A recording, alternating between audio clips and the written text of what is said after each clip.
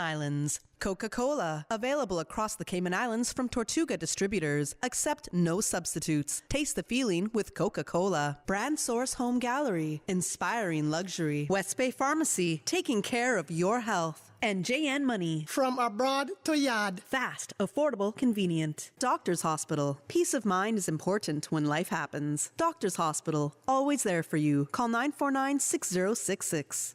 This is For the Record with Ort Connor. Coming to you live from Radio Cayman Studio. For the record. For the record. For the record. Hear from your government officials, independents, and the opposition on issues that matter to you. For the record. Engage in an open dialogue between residents and lawmakers. For the record. For the record. For the record. Informative, impartial, insightful. This is your talk show. 1-800-534-8255. Your calls, your input. This is For the Record. And now, your host, Ort Connor. Good morning, good morning, good morning, O land of soft, fresh breezes and verdant trees. So fair. Today is Wednesday, the 3rd of August, 2022, right here in the beautiful Cayman Islands. We hope and we trust that everyone had a restful, peaceful, enjoyable evening. Those of you who are on the roads of the Cayman Islands, whether you're a pedestrian or a cyclist or operating any type of motorized vehicle, we urge you to please be extremely cautious. Ensure you observe the rules of the road. Remember, the life you save may just be your own. There may be some segments of the road this morning that may still be wet as a result of, early showers. Not sure what's happening outside at the moment, but please, if it is raining out there, then ensure that you adjust your driving to suit the conditions under which you are driving as well. For those of you who are celebrating a birthday today, we want to wish you a happy birthday, and we want to remind you that this segment of For the Record, the birthday shout-outs, proudly brought to you by life insurance agents Michael Webster and Randall Lawson from Cayman Insurance Center. They remind you, don't take chances with your family's future. For those of you who have lost loved ones, again, we want to express our sincere condolences to you. We hope and we trust that your faith will help to carry you through these extremely challenging times, and that the memories of your loved ones will be a blessing as well. So, starting with the birthday shout-outs, we are told that Miss Elaine Chambers is celebrating a birthday today. Also, Jessie Smith celebrating a birthday. Joy, Terry Powell, Tessa, Terry. Also, Miss Margot Laris from, she's a cyclist, Daybreakers cycling group, but she's, with the fast group, she's a rare fast rider. So Margot is celebrating a birthday today. We want to wish Margot a happy birthday as well. Also, just received this one, birthday shout-outs to Amelia Lemmy, coming from your father, Barrington, mother, Carlin, and sister, Hannah Kay. They wish her a blessed day and hope that she lives to see many, many more. And they want to also point out that they love you as well. So that is to Amelia. Any other birthdays that we want to point out this morning? Let's talk about a few celebrity birthdays. Actor Martin Sheen, he turns 80 today. Television personality Martha Stewart turns 79 today. Quarterback Tom Brady, he turns only 43 today, and of course he continues to play as well. So all of those birthdays we are happy to announce and to remind you that the birthday shout-outs, they are proudly brought to you by life insurance agents Michael Webster and Randall Lawson from Cayman Insurance Center. And remember what they tell you, do not take chances with your family's future. If you have any additional birthday shout-outs, please send them to us. We're going to ask you not to call in at this point in time because we will have a guest in the studio, but you can send your WhatsApp messages. You can call in on our toll-free number, 1-800-534-8255, and pass those on to our beautiful radio voice, Miss Susan Watson. She will convey those to me as well. Other than that, you can also call us on 949-8037, 949-6990. Email us at fortherecord, one word, fortherecord at candw.ky, or WhatsApp, like some other persons have done, 925-3261, where we will receive your messages about the birthday shout-outs. And remember, the birthday shout-outs, they are brought to you between the hours of 7:30 and 7:45. We're also told now that Janice Williams' birthday is tomorrow, the 4th of August. And since we won't be on until the 5th of August, then we want to wish Miss Janice Williams a happy birthday in advance of it coming. So, folks, I have a very, very important person in the studio with me this morning, and I am sure that there's news that you would want to hear from this. I will preview my introduction by saying that, of course, we all know that it is summer. We also know that it is hot outside. Some people feel that it is hotter than it's ever been before. Of course, some people say, well, those of us who are getting older, it feels a little bit hotter. When you were younger, you didn't feel the heat as much, but we know that it is certainly hot outside. We also know that children are at home. Added to all of that, there is conflict in the Middle East, and oil prices are also volatile. These are some of the factors which will result in electricity bills increasing. So we will be talking about what can customers do to reduce their bills during this time. Also, what is our provider CUC doing to help customers manage their bills at this time? And to lead us in that discussion and to give us the appropriate advice, we have none other than Mr. Richard Hugh, who's the president and Chief Executive Officer of CUC. Mr. Hugh, good morning. And let me point out, it is Mr. Richard Hugh that is in the studio this morning, not Mr. Joey Hugh. He was here last week. And Mr. Richard Hugh, good morning, sir. Welcome to For the Record. Good morning, Mr. Connor, and good morning, listening public. Okay, so I gave a preview there in terms of what it is like this time of the year, but let's hear it from you, sir. Well, it's a challenging period for the energy sector. It's a challenging period for most businesses these days, and of course for consumers as well. Costs have risen significantly, whether it's fuel costs, metals, technology. Everything has increased significantly since last year with the beginning of the conflict between Ukraine and Russia. Mm-hmm. So businesses are having to source new channels, having to pay significantly more for products.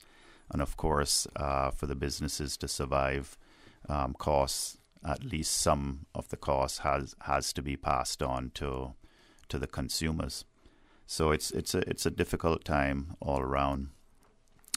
With respect to CUC, the fuel is the largest element by far now in our costs, and those fuel costs are passed through to consumers without markup. And those fuel costs, last year we were purchasing around just over $2 a gallon for diesel fuel.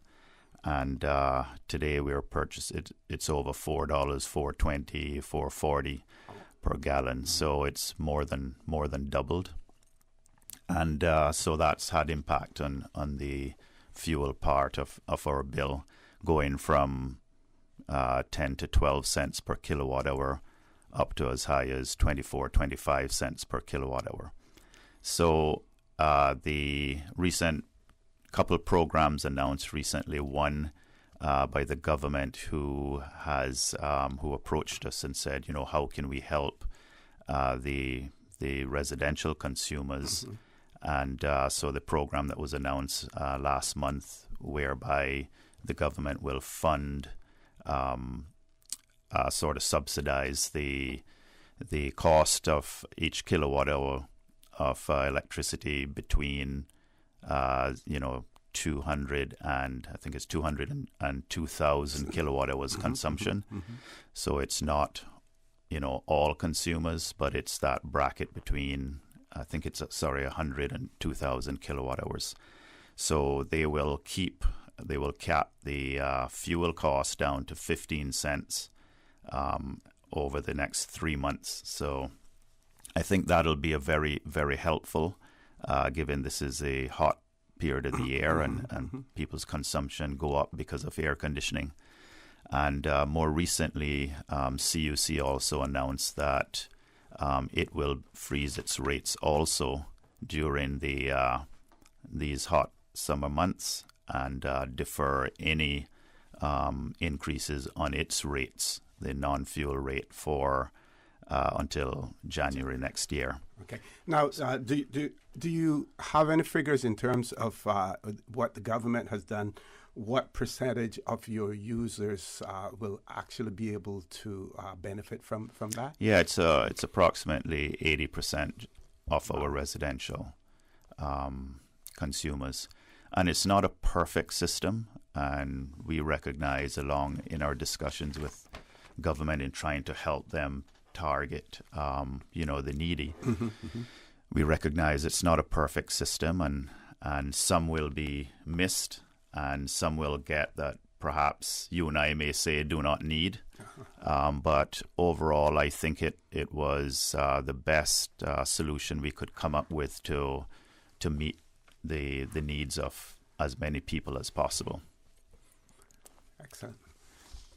Yeah. So so that's on the cost side, but we're always preaching energy conservation, sometimes our customers think, well, they're in the business of selling electricity. Why are they preaching energy conservation? But we have maintained consistently that we do not want people to waste our product, and we want everyone to enjoy the benefits of electricity, but not to consume more than they need to. In the long run, that's best for consumers, for the economy, for everyone. And we are here for the long haul, and we want to make sure that, people can afford the electricity that they use.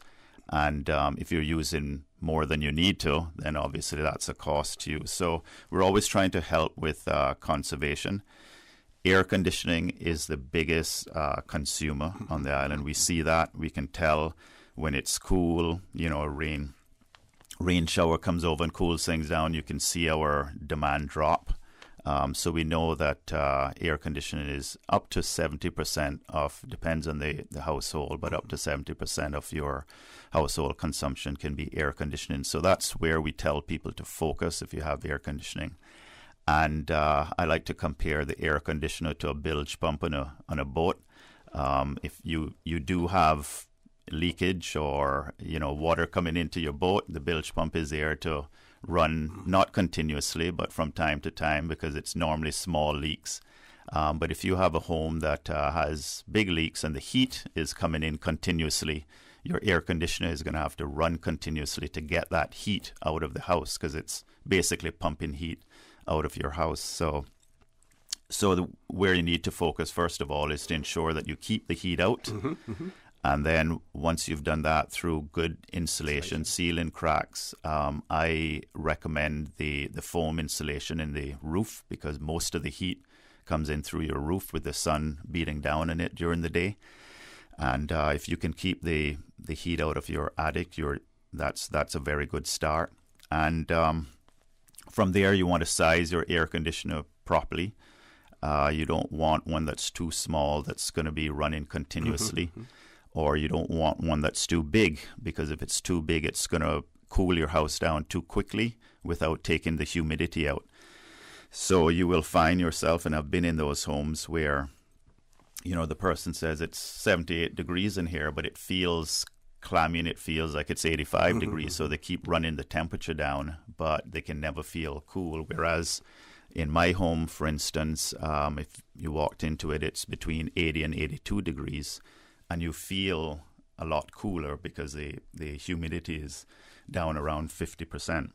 Exactly. Yeah. Okay. So that's where people should focus.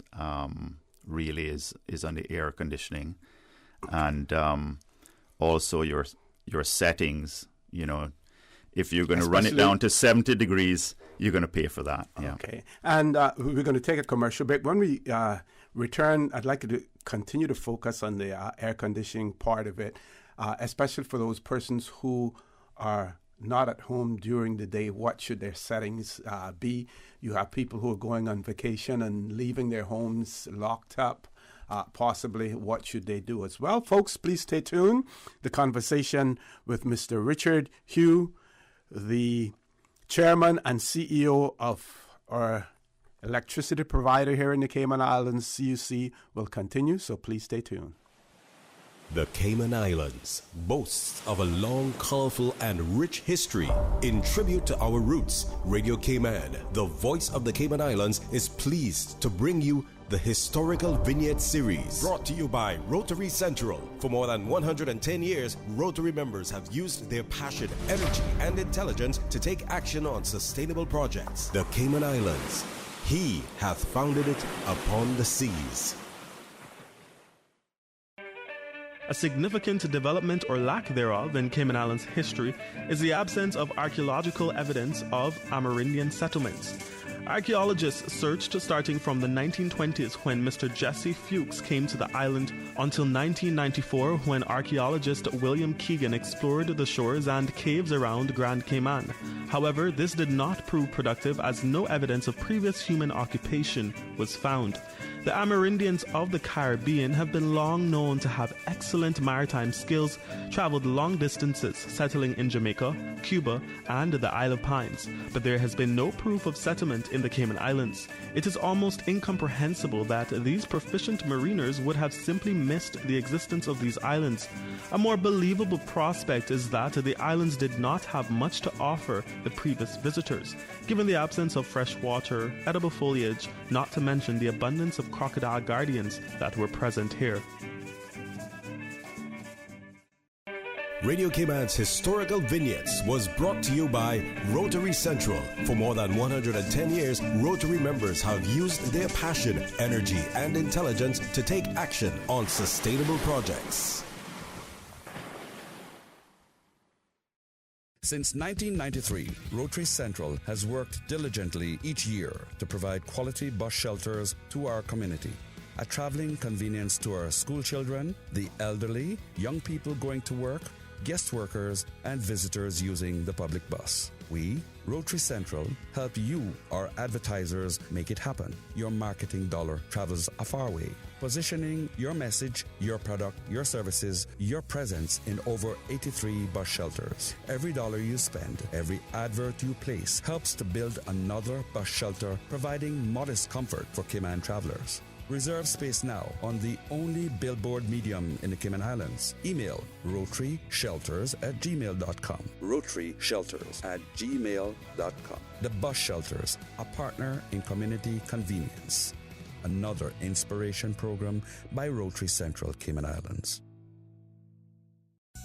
At Doctors Hospital, we know life happens, and usually when you least expect it. So when unexpected medical issues arise, you need quality care close to home. Located in the heart of Georgetown, our accomplished team of physicians and medical staff treat minor urgent conditions such as migraines, chest and abdominal pain, shortness of breath, burns, broken bones, open wounds, and more. 24 hours, 7 days a week with no appointment necessary. Peace of mind is important when life happens. At Doctors Hospital, we're always here just for you. Need to speak to someone? Call 949-6066.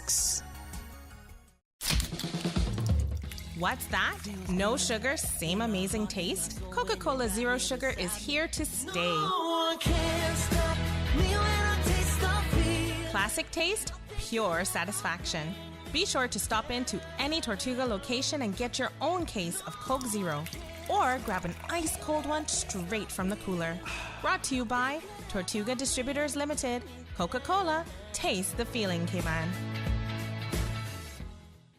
We think it's time you crossed over to a new vehicle. And with the Toyota Corolla Cross now at Vant Motors, you have plenty of reasons to make the switch. The crossover body and hybrid engine is a sleek design in a sturdy structure with a spacious interior that opens to extensive cargo space. Stuck in traffic? The high-performance self-charging hybrid system automatically switches between gas and electric vehicle mode, helping you lower both fuel costs and carbon emissions. The Corolla Cross has full LED lighting inside and out, an integrated display audio system with energy monitor, and a dual-zone climate control system to ensure comfort for all. Test drive the new Toyota Corolla Cross Hybrid today at Vant Motors, Walkers Road.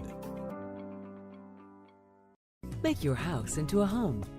Welcome to Brand Source Home Gallery, your source for premium products and a premium experience. We'll design and install your dream kitchen with crafted cabinets, complemented with elegant appliances. We'll fill it with quality houseware and cookware. Custom-designed closet and storage solutions organize and beautify any area.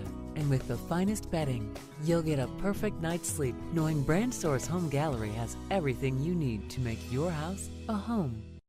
Hi, I'm life insurance agent Michael Webster. And I am Randy Lawson from Cayman Insurance Center. Proud sponsors of the birthday shoutouts on For the Record. Whether you're another year older or just a year wiser, making sure your family is protected is a pretty wise choice. I'm Michael Webster at 925-5433. And I am Randy Lawson at 322-2145. Give us a call today to find out how you can better secure your family's future. Cayman Insurance Center, protecting you and your family so you can take back your future. System 1 loaded. 1-800-534-8255. What is on your mind when it comes to the government, independence, and the opposition? Issues that matter to you. 1-800-534-8255. Waiting to hear from you. For the Record. This is For the Record with Ort Connor. Good morning. Welcome back to For the Record. I want to remind you that we have the pleasure of having in the studio with us this morning Mr. Richard Hugh, who is the president and CEO of CUC. We're talking about the company's programs, some of the things that the company is doing to assist its customers to deal with the mounting challenges that are taking place, some man-made, well, we could probably say all of them are man-made because our climate crisis that we're in now, certainly we're the cause of that as well. I want to remind our listeners that after the 8 o'clock news, the phone lines will be open. If you have any questions or any comments, Mr. Hugh is receptive to your calls. He wants to dialogue with you. If you have any questions or concerns, don't wait until after he leaves and then pose the questions to me because I will not have the answer. So this is an opportunity for you to dialogue with Mr. Hugh. The phone lines will be open after the 8 o'clock news. He's scheduled to be on until 8:30, but since we have no guests after that, at the time that the scheduling was done, we were supposed to have other guests. Those guests will not be in the studio, so he has agreed to lengthen his stay on For the Record in the event that there are questions. But meanwhile, we have several topics, and one of those topics before we went to the break, what can customers do to reduce their bills during this time? You heard him speak about air conditioning, and I've asked him to speak a little bit more and give advice to those persons when they're not at home, what they should be doing with their thermostats. Okay, first of all, I would recommend getting one of the electronic programmable thermostats. They're fairly reasonable in price now, and they have features. If you have Wi-Fi in your house, you can link to it remotely on your smartphone and turn your air conditioner up, down, on, off, what have you. But generally speaking, you don't want to have your AC running while you're not in the home. Mm-hmm. Each minute that the air conditioner runs, you're drawing 20, 30 amps, and your meter is ticking over. So you want to minimize the use. So when you're away or out of the home, I would suggest that you run the temperature up. Some people do, 83, 84, 85 degrees.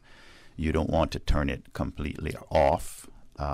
Because the air conditioner, as the name implies, not only cools the air, but it also conditions the air. It takes the humidity out, and you don't want humidity building in your home. You have danger of mold. You get musty scent. It's not good generally. So run the thermostat temperature setting up, and that will have the air conditioner run sometime, but it minimizes the running time, but it also helps to keep the moisture, the humidity, and the heat out of the home from getting too high. So that would be my suggestion there. The use of fans, ceiling fans, is good because you can raise the temperature of your air conditioner, and the air circulation by the fan will make you feel cooler. The temperature is no lower, but it's just a perception. With the air moving over your skin, you feel cooler, so you can set your thermostat up and use the fan. But you should also turn the fans off because it's not cool in the house. It's only a perception. If you're not in the room, you're not getting the benefit of the fan. You need to turn it off because the fans themselves do draw electricity. Yes. So those are some of the things. Some of the things we're doing as well is you should take advantage of our smart meter system. You can go online and we can show you what the meters record on a 15-minute basis, what your consumption is. So you can start to track your consumption and tie it to certain appliances in the home or your air conditioning. You can see what the benefits are if you turn the air conditioner up or turn it off during certain periods. So if you measure and you understand where you're using energy, you have a better chance of conserving and reducing your energy consumption. Okay. What about a lot of electrical wires plugged in, but not necessarily having whatever's connected to them running at that point in time? Does it save any electricity by unplugging those when not in use? Yeah, so the cords themselves don't, but a lot of the appliances on standby, televisions, computers, things like that, if you can disconnect them if you're away, for instance, that would help. Every bit helps. Yes. The big ones, the air conditioner, as I said, the cooking, the stove, the dryer, anything with heat, either producing heat or removing heat from the home is going to be a large consumer. Okay, folks, so we've reached the top of the hour. We're going to have our 8 o'clock news. When we return, there are other discussions that will take place as well. We're going to talk about what is the most efficient thermostat setting for air conditioning. We mentioned that already. for instance, if you're replacing your central air conditioning, what should you be looking for as well? So please stay tuned. The conversation with Mr. Richard Hugh will continue after the 8 o'clock news. Thank you, Mr. Connor. And studio time now by Foster's is 8 o'clock.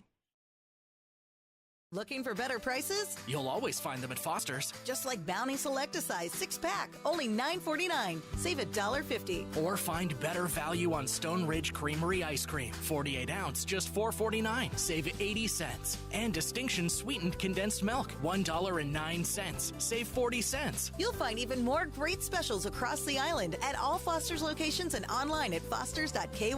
Foster's, better prices because we care. Price is good until 10th August 2022. The voice of the Cayman Islands. 89.9 FM in Grand Cayman and 93.9 FM in Cayman Brac and Little Cayman. Silver wings shining in the sunlight. Radio Cayman. The 8 a.m. news is brought to you by ValueMed Pharmacy. Save time and order your prescription refills online at value-medpharmacy.com. VALU-medpharmacy.com. For today's biggest news. Radio Cayman, the voice of the Cayman Islands.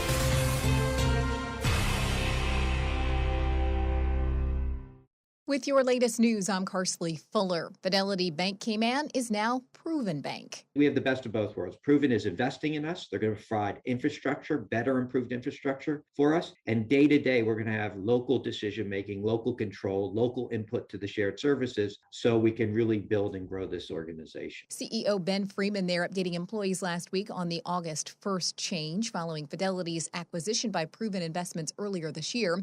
The move, approved by the Cayman Islands Monetary Authority, is a change in legal structure, naming, and look. The bank's operations will, quote, remain the same, as does its licensing, and it will continue to offer financial solutions such as deposit accounts, loans, credit cards, foreign exchange services, internet, and telephone banking. For more information, you can visit weareproven.com. A new development offers ADA-compliant apartments, and the developers say it's the first of its kind. Radio Cayman's April Cummings reports. Mitzi Callan made a promise to her late son, and in April 2023, that promise will become a reality. Ms. Callan says there aren't many options for people in Cayman with disabilities, and even simple things like using the shower proved challenging for her son. She told him that she would work to change that, and that's where Morganville comes in, her new development in West Bay at the intersection of Bosun Bay and Fountain Roads.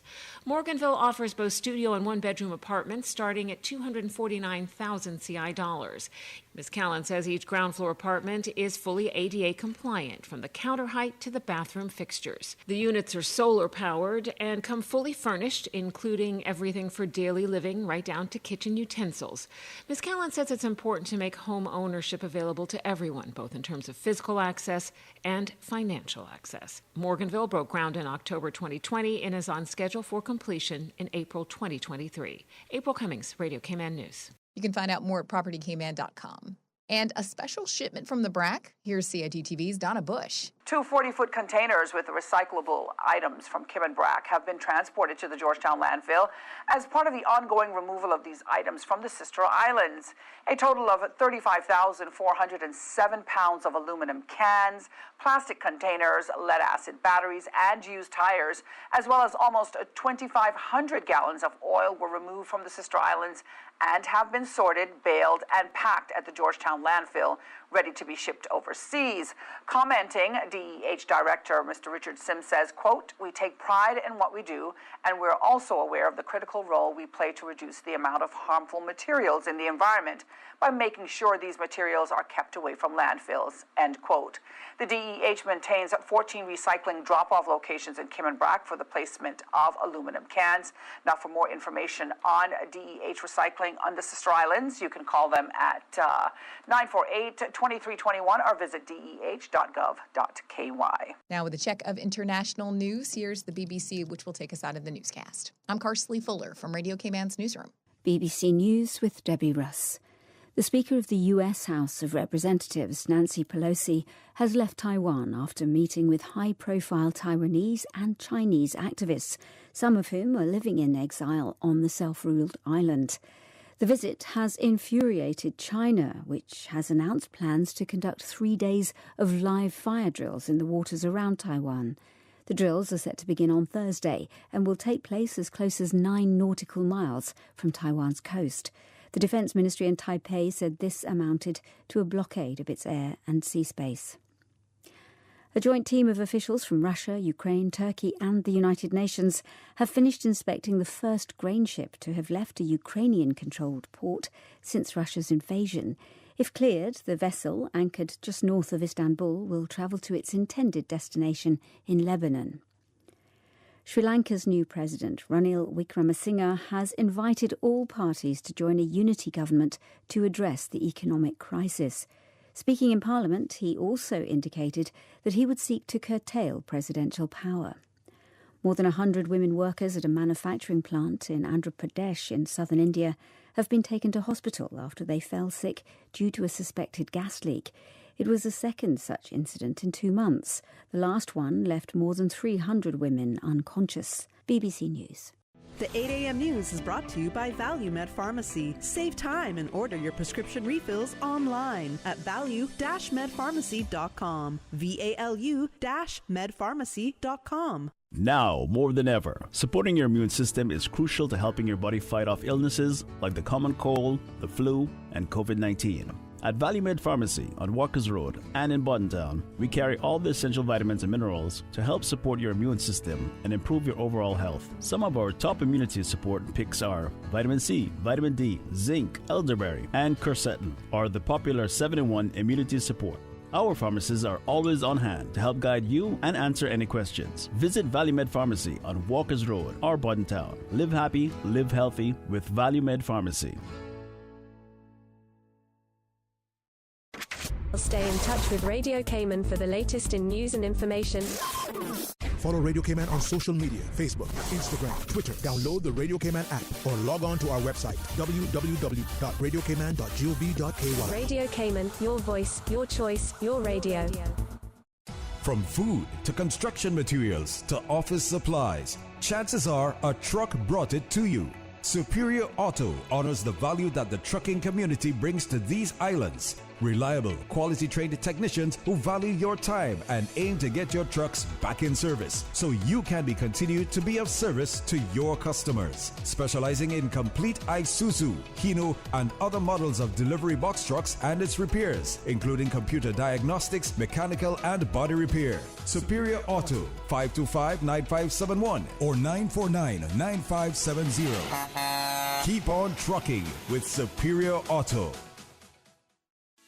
Whether it's routine care or highly complex surgery, when it comes to your health, you want the best. Health City has Cayman's most comprehensive range of in-house medical services. Recognized for quality and excellence, Health City brings together expert doctors, the best technology, and the latest techniques to understand your health and ensure you get the care you need. From Camana Bay to East End, you can trust the team at Health City. Health City, world-class healthcare within your reach.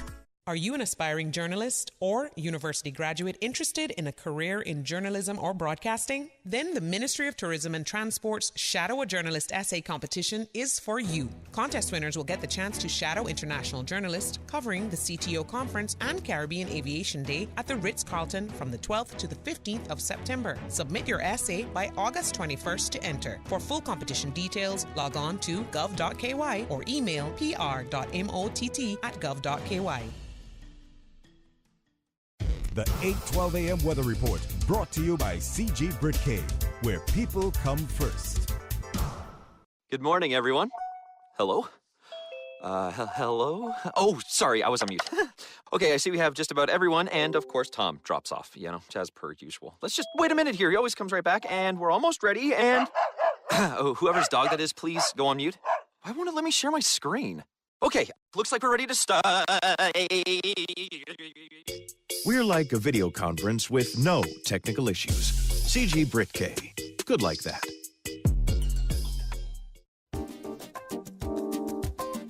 Good morning. Let's take a look at the latest weather report. Current temperature is 82 degrees. Relative humidity is 87%. The barometric pressure is 29.95 inches and rising. The wind is out of the southeast at 3 knots. Overnight low temperature was 79 degrees. Synoptics indicate moderate easterly winds and seas are expected to continue across the Cayman area for the next 24 hours as a ridge of high pressure lingers north of the Caribbean. Hazy conditions associated with Saharan dust remains over the Caribbean. Radar images show isolated showers over the Cayman area moving west. The forecast for today calling for partly cloudy skies with a 40% chance of morning and evening showers and possible thunder. Temperatures today will be in the low 90s. Winds will be east to northeast at 10 to 15 knots. Seas will be slight to moderate with wave heights of 2 to 4 feet. Tonight, partly cloudy skies with a 30% chance of showers and temperatures falling to the mid-70s. Winds will be east to northeast at 10 to 15 knots, and seas will be slight to moderate with wave heights of 2 to 4 feet. Low tide will be this morning at 8:22, high tide this afternoon at 3:23, and a low tide again tonight at 9:19. The sun will set this evening at 6:59 and will rise tomorrow morning at 4 minutes past 6. And the outlook is calling for similar weather conditions through Friday morning. The 8:12 a.m. weather report brought to you by CG Britcay, where people come first. Good morning, everyone. Hello? Hello? Oh, sorry, I was on mute. Okay, I see we have just about everyone, and of course, Tom drops off, as per usual. Let's just wait a minute here. He always comes right back, and we're almost ready, and... oh, whoever's dog that is, please go on mute. Why won't it let me share my screen? Okay, looks like we're ready to start. We're like a video conference with no technical issues. CG Britcay. Good like that. During these unprecedented times, Radio Cayman, the voice of the Cayman Islands, is pleased to bring you the Cayman Strong Series. The Cayman Strong Series is brought to you by OnCourse Cayman. Visit oncourse.ky to view a full list of wellness services and their qualified team. OnCourse Cayman, health, wellness, and happiness. Achieving your goals is a very rewarding feeling, but at times can feel very frustrating, especially if and when we miss our target. As you approach your goals in life, set yourself up for success. When setting goals, adjust as necessary. When goal setting, anticipate ups and downs. Often it will be easier to stick to some goals than others, so allow yourself to have some flexibility in your approach and assessment. Continue to dream and adjust the end game to maintain interest and motivation. Ask yourself, is this really my goal? If it is a goal imposed by others, then consider what may be in it for you. Why would you do this? There is always the option not to do it. Figure out why you're doing it and then go for it. Change your thinking and change your life. During these unprecedented times, Radio Cayman, the voice of the Cayman Islands, is pleased to bring you the Cayman Strong Series. The Cayman Strong Series is brought to you by OnCourse Cayman. Visit oncourse.ky to view a full list of wellness services and their qualified team. OnCourse Cayman, health, wellness, and happiness. These days, feelings of loneliness, anxiety, stress, and depression can be overwhelming. Just know you are not alone. OnCourse Cayman offers private mental health services for children, teens, adults, and groups. Visit oncourse.ky to view a full list of wellness services and their qualified team. OnCourse Cayman, health, wellness, and happiness. The traffic report is brought to you by Subway. Planning a meeting, event, or office celebration? Visit subway.ky to place your catering order today. Good morning. Let's see what's happening with our traffic. Cool Road heading to Georgetown, busy traffic coming off of Agnes Way, as well as off of Bobby Thompson Way. Some delays expected. Further up east on Rex Creighton Boulevard and Shamrock Road, traffic is moving on steadily. And steady traffic coming off of the Esther Tibbetts Highway and continuing on to the Industrial Park area from the Butterfield Roundabout. Traffic is moderate in both directions. North Sound Road, traffic steady but flowing. Godfrey Nixon Way and Eastern Avenue, moderate flow of traffic. And light to moderate traffic flow on Owen Roberts Drive. And looking towards the West Bay four-way stop, traffic flowing pretty good. Edward Street, traffic is flowing nicely. Into Georgetown on Shedden Road, moderate flow of traffic. And out of Georgetown on Shedden Road, light to moderate traffic flow. On the West Bay Road, in front of the Ritz, traffic is moderate in both directions. And that's very latest on your traffic. Join us again at about 10 minutes after 12 o'clock. We'll give you another traffic report. Have a good morning and drive safe. You see how hard it's raining? Yeah, and I don't have time to fight traffic and get my lunch from Subway. I have so much work to do. Why don't you order Subway by using the Let's Eat or Bento app? Save time, stay dry, and get your sandwich fast. I never thought of that. Great idea. I'm going to order now. Order me a veggie pizza while you're at it. And a cookie platter for the office. Too busy at work or home? Is the rainy weather stopping you from dining out? Order your favorite Subway sandwich, wrap, or pizza through the Let's Eat or Bento app with fast and reliable delivery. Subway, eat fresh. The traffic report is brought to you by Subway. Planning a meeting, event, or office celebration? Visit subway.ky to place your catering order today. As a general rule, your septic tank should be pumped out by a professional every 3 years. During hurricane season, however, it is important to keep your septic tank at least partially full to keep it from floating or collapsing during a storm. For more useful hurricane preparedness tips, visit the Water Authority's website at www.waterauthority.ky or follow us on social media.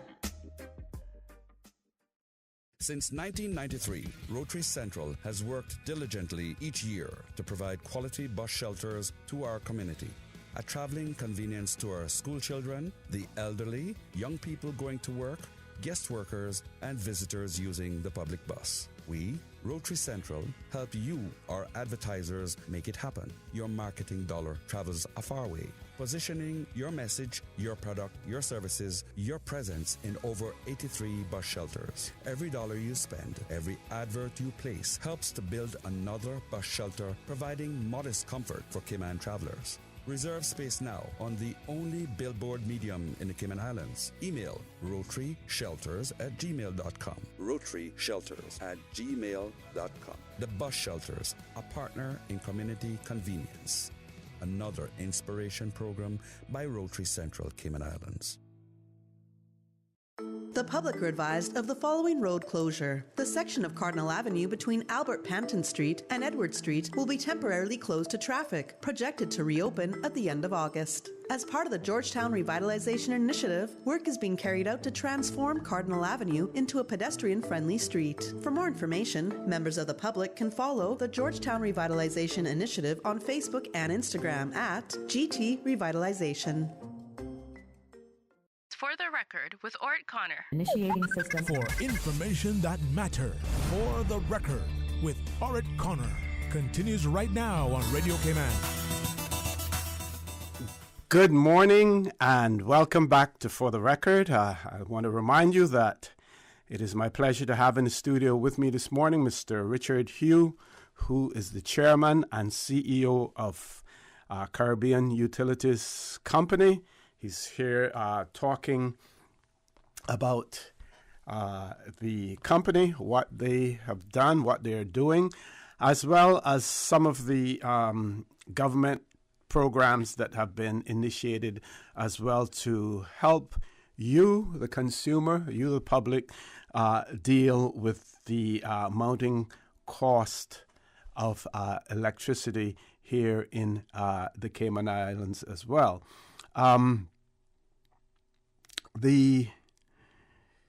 One of our listeners, Mr. Hugh, said, can you ask Mr. Hugh to repeat his comment regarding fans, and does it relate to both ceiling and standing fans as well? And then there was another one. I'll share that with you after. Let's talk about the fans, sir. Sorry. Yeah, so yes, for the fans, ceiling and standing fans, if you're not in the room, turn them off. Mm-hmm. They serve no benefit whatsoever if you are not there to appreciate the breeze moving, the air moving over the surface of your skin, making you feel cooler. I think there's also a question on whether we should turn the air conditioner off when you leave the home, or turn the temperature up. This one says, can you please ask your guests, should you turn off the AC when not at home, or should you turn up the temperature, which is more cost effective? Well, if you turn it off and it's not running, it's not going to consume any electricity, so that's the most cost effective. However, as I mentioned earlier, if you turn it off, it may become too hot in the home if it's locked up, and you may have other issues with mold or smells, whatever. So I personally run my temperature up. I set the thermostat at 85 degrees if I'm leaving the home for a period of time. Okay, so we can move on to some of the additional advice that we want to give customers as well. Can you go into a little bit more detail? And you went into some detail. Oh, we do have a caller? Okay, let's grab the caller first then. Good morning, caller. Welcome to For the Record. Do you have a question or comment for Mr. Hugh?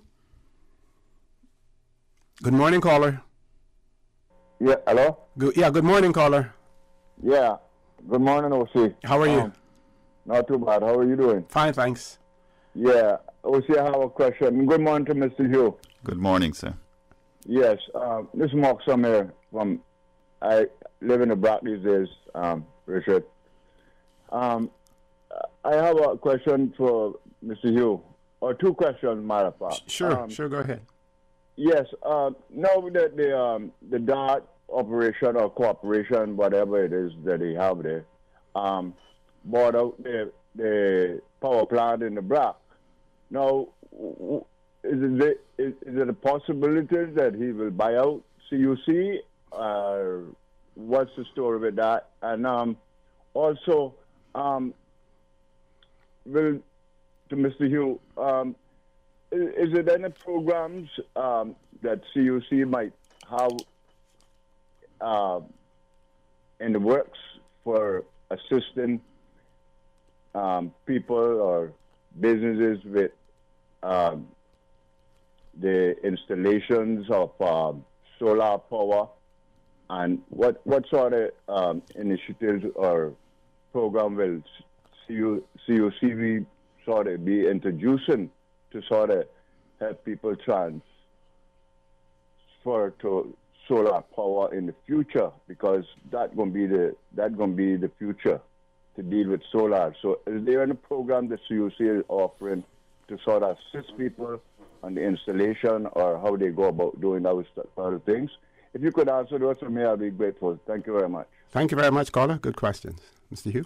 Yeah, so on the first one, I'm aware that DART, I think they are awaiting regulatory approval for the purchase of Brack Power, and that there's no discussions or anything happening between DART and CUC. So I think the DART organization has a desire to ensure that there's reliable electricity in the sister islands because they're making investments there. And so that was a private transaction between them and Brack Power. So going on to the solar, and I'm glad Mr. Moxham raised renewable energy, because I think we have to spend some time on that. It is the future. So CUC has been facilitating through the core program and other programs the ability for customers to connect their own renewable energy systems, solar systems mainly, to the grid, so that they can produce electricity, but at the same time get the reliability of the grid when the sun isn't shining, etc. And we're proud of those programs. We have, in fact, been very successful in getting, I think we're up to nearly 19 megawatts, so 19,000 kilowatts of solar capacity coming from these distributed renewable energy systems. Unfortunately, right now we're trying to deal with potential instability on the grid because of the large amount of solar that we have, and we're adding, I think people would have heard about the battery project that we are undergoing right now, which will come on line hopefully as planned now late next year, and that will add stability. In the interim, we're trying to figure out if there's anything we can do to continue to take more distributed renewable energy on the grid. What is the company doing to help customers? We are desirous, and we are looking at programs whereby maybe we could own systems that are on roofs and do the investment, use the local installers to install the system, but CUC would have the know-how and the funding to help consumers in that regard. So that's a program that we have been looking at, and we would have to bring it to the regulator and then have approval to do that. But that would certainly help going forward once we're able to take more distributed renewable energy on the grid to assist those customers who may not have the capital to invest in these systems. Yeah, because the return on investment, what's the time period in when you invest in solar? It depends on where the price you pay, obviously, and the rate at the time. But I think the purchase rate was priced at a 7% return. So you're talking about payback in 7 years or so. Yeah. Okay. One of our listeners wanted to know in relation to the question about solar, and what are the obstacles as far as bad weather, say for instance hurricanes are concerned, and having those on their roofs? Yeah, well, I think the industry has learned a lot from the big hurricanes, massive hurricanes that went through in 2017, I think it was. And but it is a concern. You have to ensure that the fastening on your roof is to standard and done, in a proper fashion, as they've learned in the past, I think. So that's an issue of the panels lifting off. Yeah. And sailing away. The other issue, obviously, is projectiles hitting the panels and damaging them. So undoubtedly, there will be, in a major hurricane, you'll have a lot of damage to solar panels. But you can get insurance for them. Also, I think on a grander scale, if I may segue into what our views are for renewables going forward, we as a company see large-scale solar, so large solar farms like the one in Boddentown, even larger than that, 4 or 5 of these, which will provide the majority of the energy on the grid. And so we'll get to a point where during the day, if the sun is shining, between the solar panels and the batteries, we won't need the diesel engines. And then at night, we'll have to start up diesel engines, or if we have a couple of days of overcast conditions where you can't charge the batteries, we'll have to run the diesel engines. And then following a hurricane, for instance, we know we'll have damage, but we will still have the diesel engines. We're hoping that they'll be running on natural gas and maybe even into the future on hydrogen, because they can now run on hydrogen as well. But these engines that will give us security and firm capacity will be housed in the engine rooms and protected from the hurricane force winds. We know we went through Hurricane Ivan, and for the most part, all of our new engine rooms went through without any major damage, just superficial damage. So that's a view in the future. We'll use solar for the majority of the energy. One day, I don't see it right now, not in my time, in the industry that we can get to 100% renewable, but certainly we can get to 60-70% by the year 2030. So that's what we're trying to aim for. Okay. But we got to get moving with installing larger scale.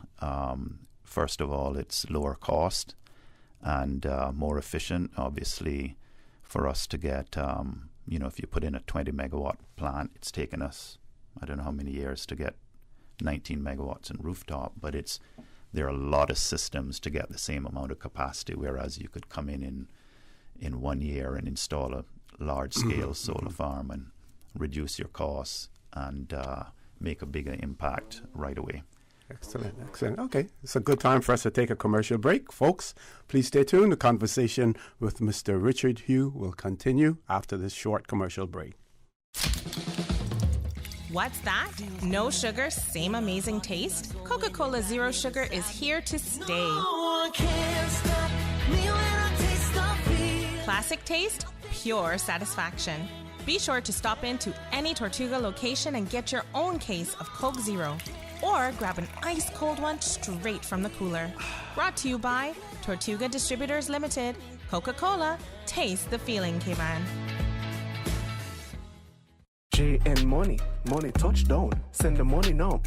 Reach wow. You say you need some money. JN Money, I go send it in a hurry. Get through quick when you come collect your cash, or use your money card and swipe it in a flash. Send funds to any bank, yeah. Pay your bills quick, yeah. Low fees, you know what it, yeah. JN Money, we are pick, yeah.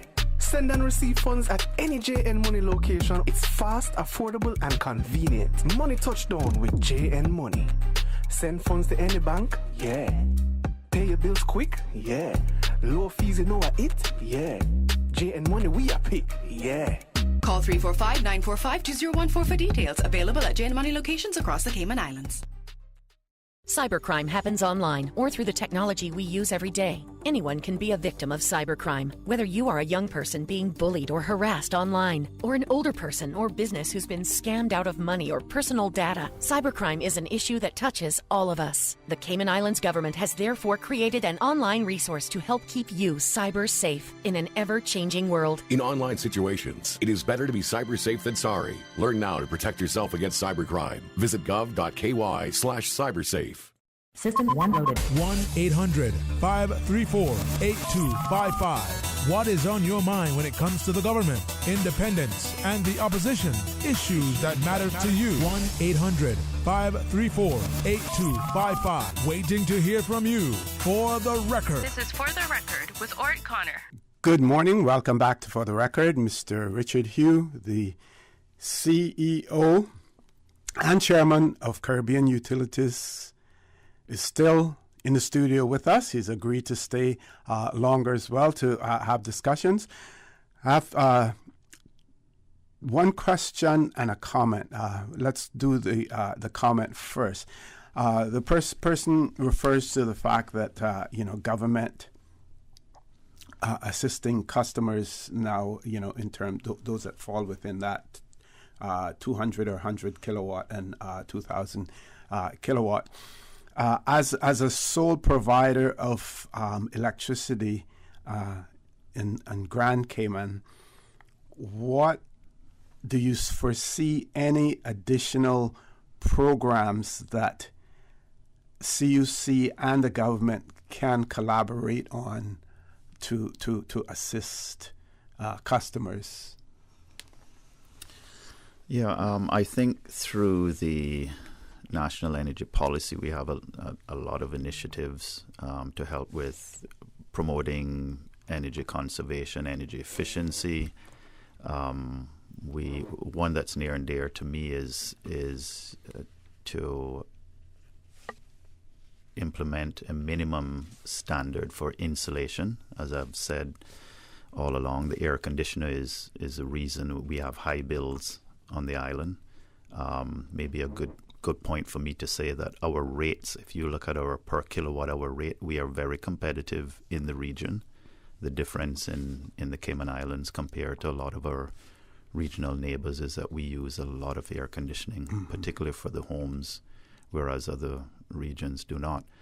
So the insulation, the roof insulation I talked about, it is a money winner. It's cash flow positive. If you're building a new home, the additional $5,000 or whatever it may be into your mortgage is there's going to be a net savings there from day one for you. If you're looking at a 30-year mortgage or something like that, yes. Yeah. But some people look at the $5,000 and say, okay, that's too much money, and they make the wrong decision. And I think one of the roles of government is for legislation is to make good decisions for the public benefit as a whole. So that is one that I've continuously lobbied for, and I think we really need to put in place. Excellent. Because there are homes today still being built without insulation in the roof. So it's mind-boggling. Yes, it really is. Yeah. But at the same time, people complain about, government control, but they're thinking short term. Their view is extremely myopic in terms of, say, the short term savings, but in the long term, they end up paying much more. This person wants to know if there is any advice on standing water heaters. And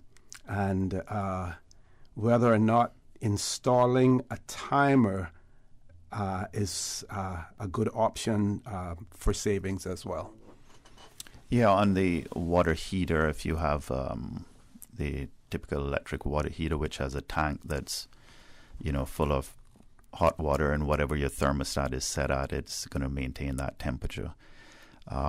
They're not ideal in terms of insulation, so you have the opposite now from the home and your walls with the heat outside trying to get in, and you have to pump the heat out. With the water heater, the heat is inside, and it's trying to get out, and it will come out. So your heater will continue to cycle on to keep that water hot. Obviously, if there's no one home during the day or overnight while you're sleeping, you can have a timer on it to shut it off so that it doesn't continue to build heat, which is escaping, and then the electricity is providing the heat to bring the temperature up again. So yes, the timers do help. The instant water heaters help as well, in that you don't have the body of hot water that you're keeping hot, and they draw more electricity, the instant water heaters, but they're not running for a long time. It's only when you turn your hot water faucet on that it starts to operate. It heats the water as it goes by, and then it shuts off as soon as you turn the hot water off. So I've just installed one in my own home. I would also suggest, if you have a hot water heater, that you don't have it inside. That was one of the designs of my home. It had it in a closet inside for two reasons. If you're designing a home, for two reasons. If it breaks, a line breaks, hot water heaters do fail sometimes, and you have flooding in your home then. Yes.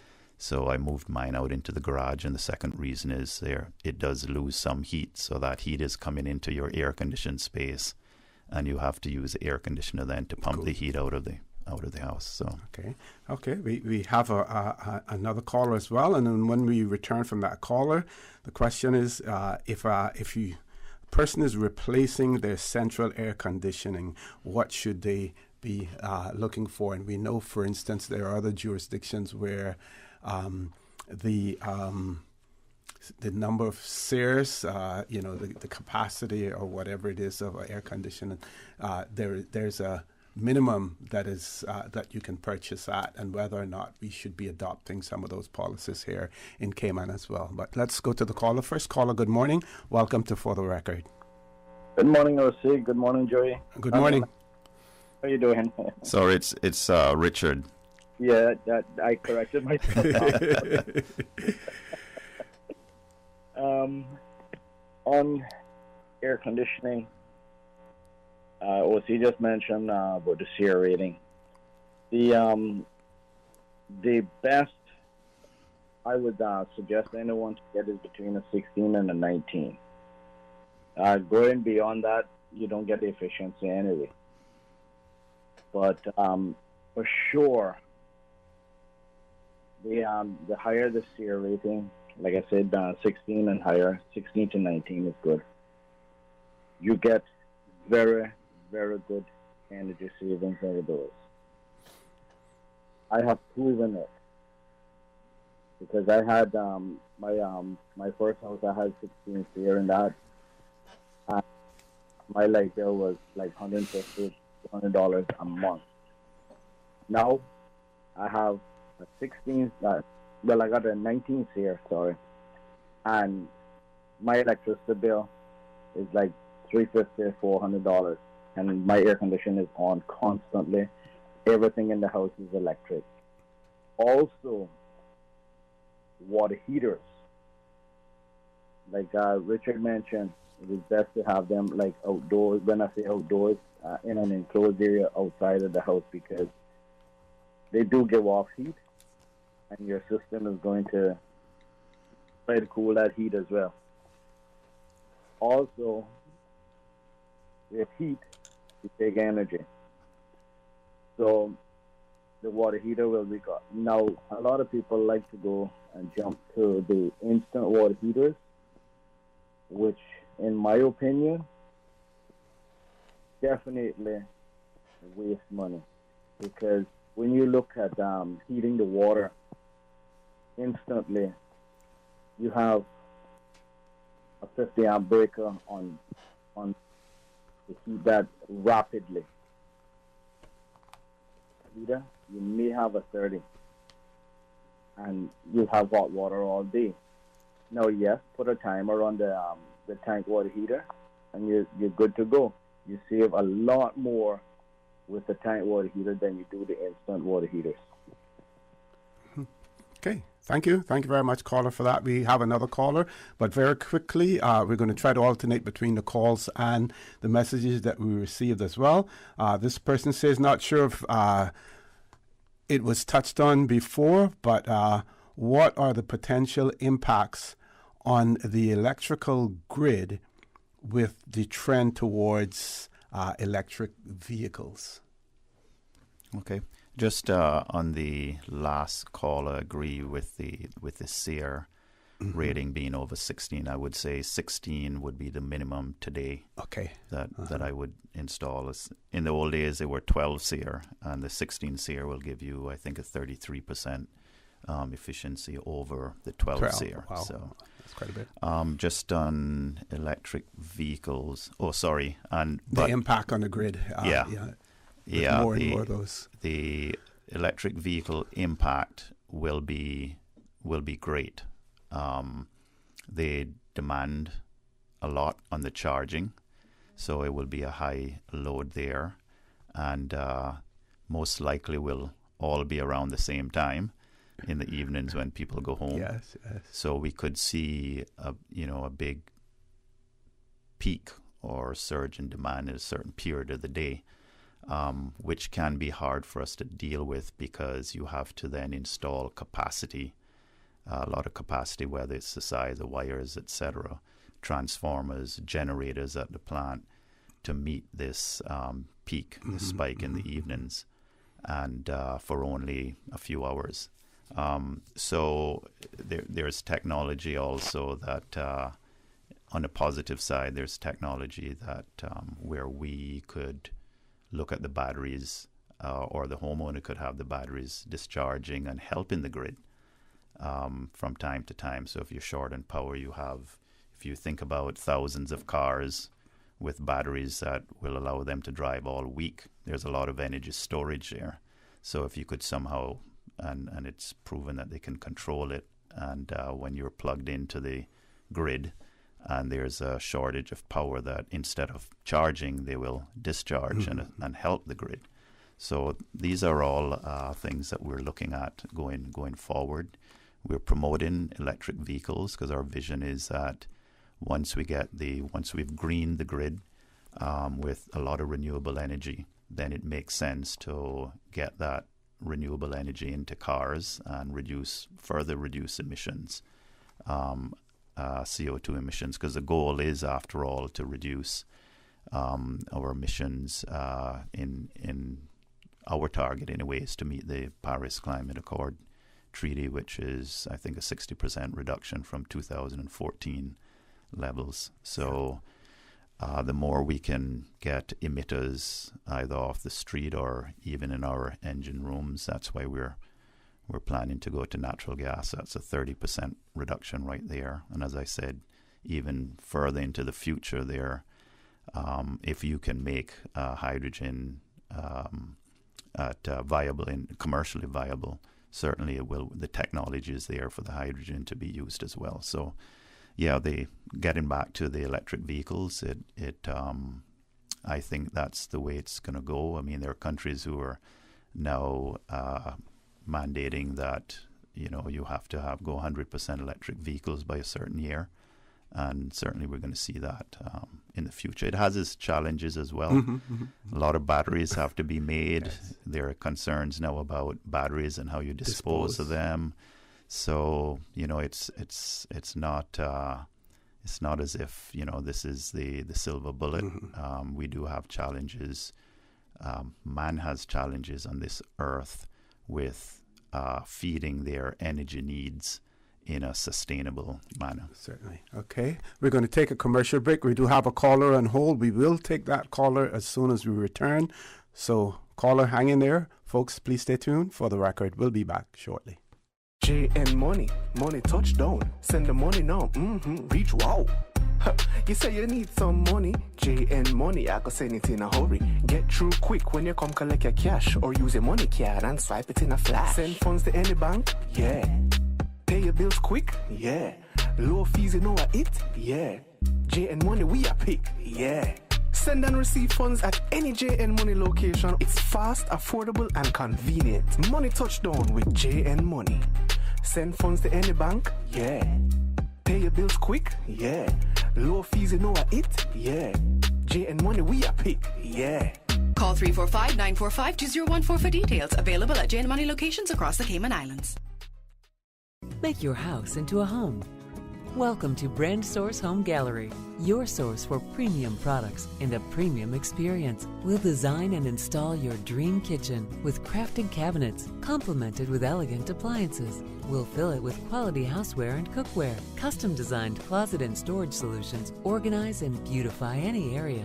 And with the finest bedding, you'll get a perfect night's sleep knowing Brand Source Home Gallery has everything you need to make your house a home. We think it's time you crossed over to a new vehicle. And with the Toyota Corolla Cross now at Vant Motors, you have plenty of reasons to make the switch. The crossover body and hybrid engine is a sleek design in a sturdy structure with a spacious interior that opens to extensive cargo space. Stuck in traffic? The high-performance self-charging hybrid system automatically switches between gas and electric vehicle mode, helping you lower both fuel costs and carbon emissions. The Corolla Cross has full LED lighting inside and out, an integrated display audio system with energy monitor, and a dual-zone climate control system to ensure comfort for all. Test drive the new Toyota Corolla Cross Hybrid today at Vant Motors, Walkers Road. Tune in every Monday through Friday at 12 p.m. for Radio Cayman's Midday Newscast. Radio Cayman, the People's Station, your trusted official source for the latest news. The 12 p.m. news is proudly brought to you by Health City Cayman Islands. World-class healthcare within your reach. For the record, with Ort Connor. Initiating system. For information that matter.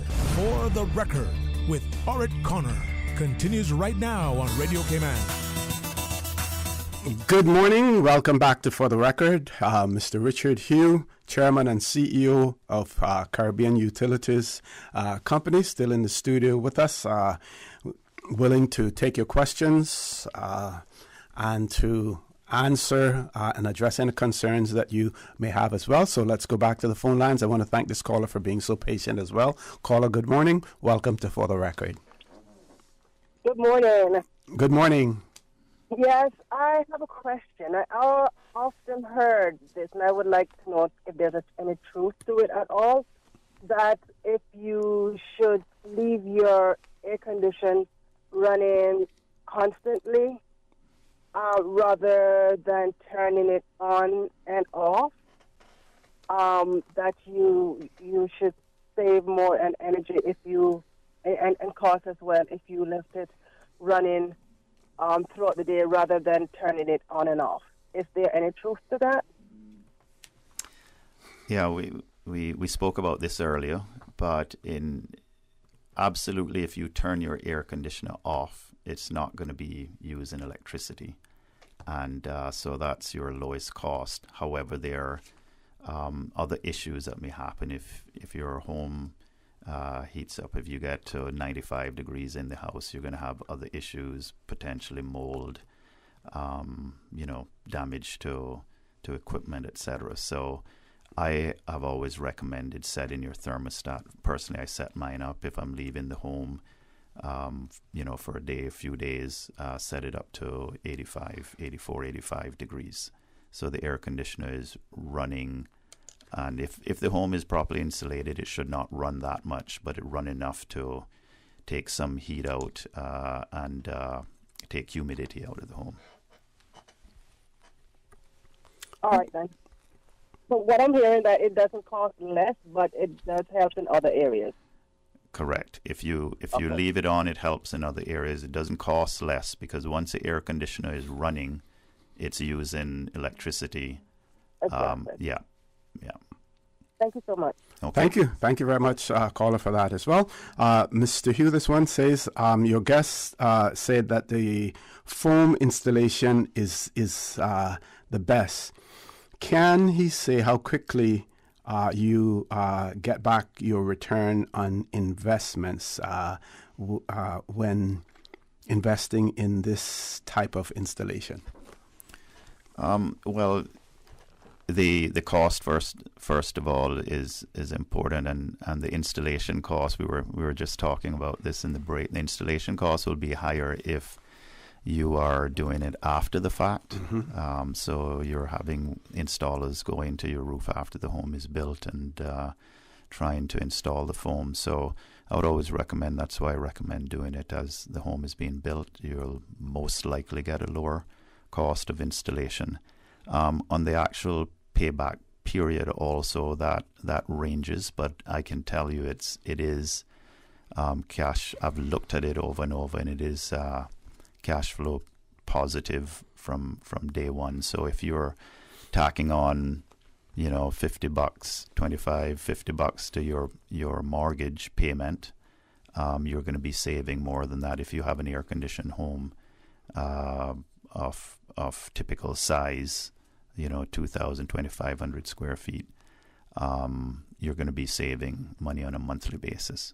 There are also other side benefits. So in the attic, if you can keep your attic cool, your air conditioner will actually last longer. And also, you may notice this in homes that don't have an insulated attic. When the air conditioner comes on, the first few seconds, it's pumping the hot air out of the conduits. The ducts in the attic, the air in those ducts are heated up because the attic is hot.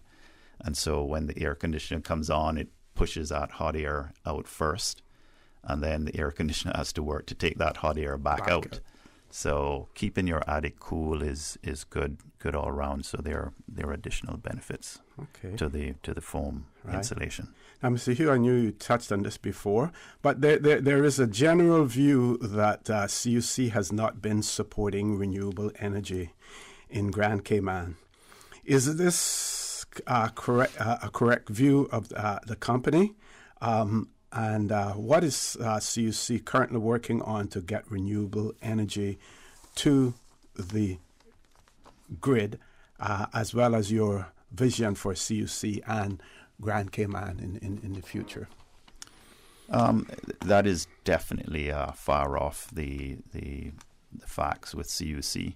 I can personally tell you that I was the person in leading the negotiations for a new license in 2008, and CUC put into that license back in 2008 before many people were. It was only pioneers like Mr. Frank Banks, who's no longer with us, sadly, who, regardless of the cost, and it was very, very expensive back then, he wanted to put solar up and connect to the grid. So we put into the license facilitated that for customers, consumers to be able to produce and connect to the grid. Likewise, the 2008 license allowed competition in generation, so we were not the sole provider any longer in terms of generation. And I think it was in 2009 we went out to solicit renewable energy. May have been a year later, 2010, I think, that we went out to solicit renewable energy because we didn't have to do it, and back then we were not geared up to invest in renewables, but we wanted renewables on the grid, and that's how we came about with the Bordentown Solar.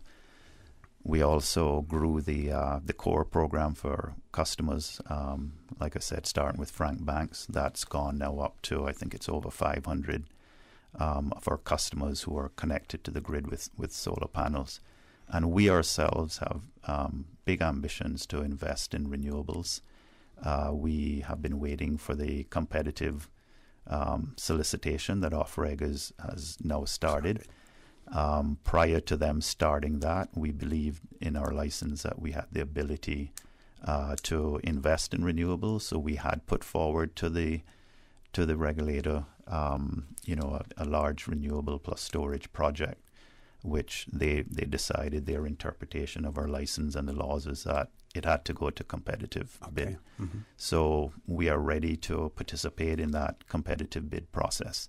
As I mentioned, in case the listener didn't hear, our vision is one of renewables going forward. 60 to 70%, certainly 60% is our target for 2030. And just beyond that, we don't know what technologies will be unleashed between now and then, but we may be able to go even further. In other countries, this is driven solely by, in a lot of cases, solely by the environmental factor, reducing emissions. In our case, it's also an economic imperative, given our cost of energy, of producing electricity on an island system.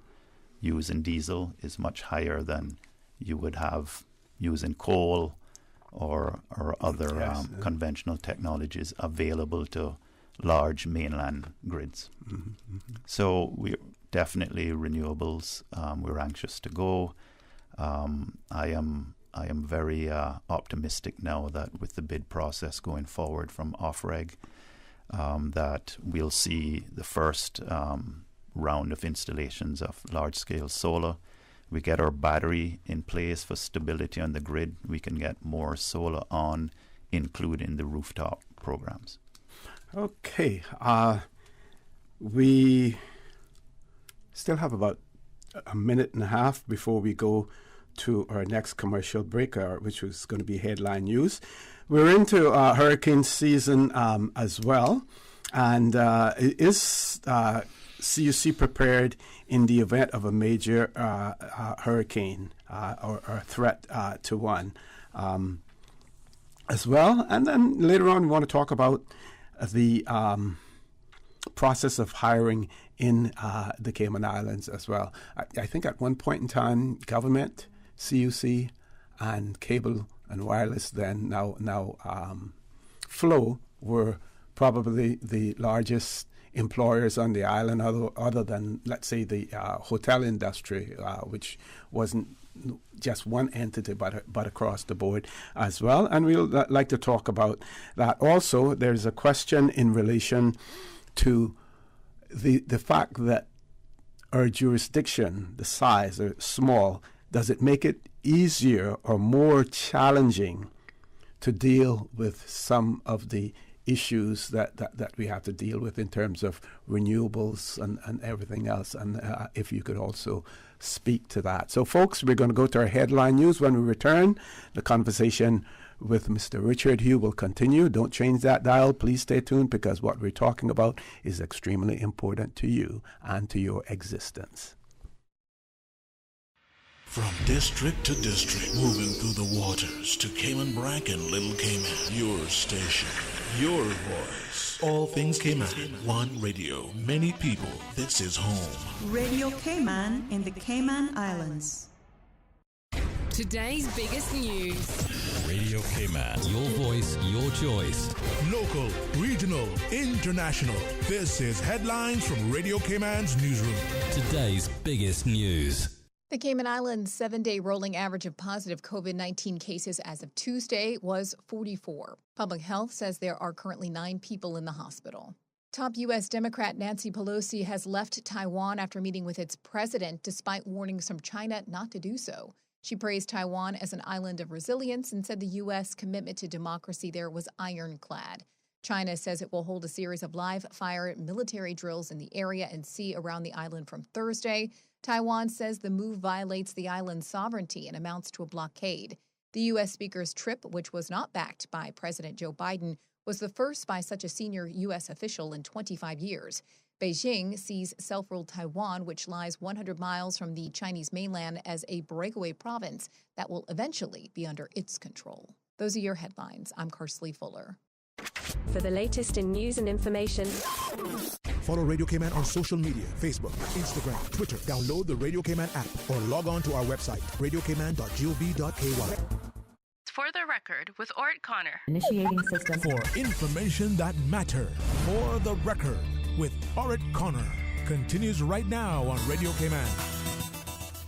Good morning and welcome back to For the Record. In the studio with me this morning, Mr. Richard Hugh, the chairman and CEO of Caribbean Utilities Company. I want to thank all of those who have participated so far in terms of their questions and their observations as well. And we want to encourage you. Mr. Hugh has agreed to stay on, for a longer period of time. He's here, open and willing to take your questions and your comments and to provide answers for you as well. This one says, my problem with the core program is that the poor and the middle class pay for electricity for richer folks who can afford the full solar/battery systems. Any comments on that, Mr. Hugh? Yeah, it is let's say a subsidized rate. In order for the home investor to make it work, we guarantee the rate, which is approximates the cost of installing the system and running it with 7% cost of capital. So that rate has been started at about 38 cents. And this is the reason why we have a limited amount of it. So we open it and we'll say there's 1 megawatt available at 38 cents when it started. Because we don't want, as the caller said, for these costs to get out of control and all consumers are paying for a few who are producing. So over the years, as the cost of technology has decreased, the rate that we buy the electricity from these producers at has come down as well to match the cost of the technology. So the last offering was for residential, I think was in the area of 22 cents. So it's come down significantly from where it was before. Yes. And if you look at diesel today being at, between 20-25 cents, you could say today at its peak, diesel's peak, the rooftop is competitive with the diesel.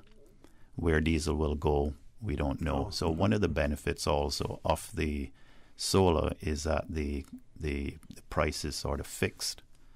So we're buying from that producer for 20 years. We've committed to buy at that price.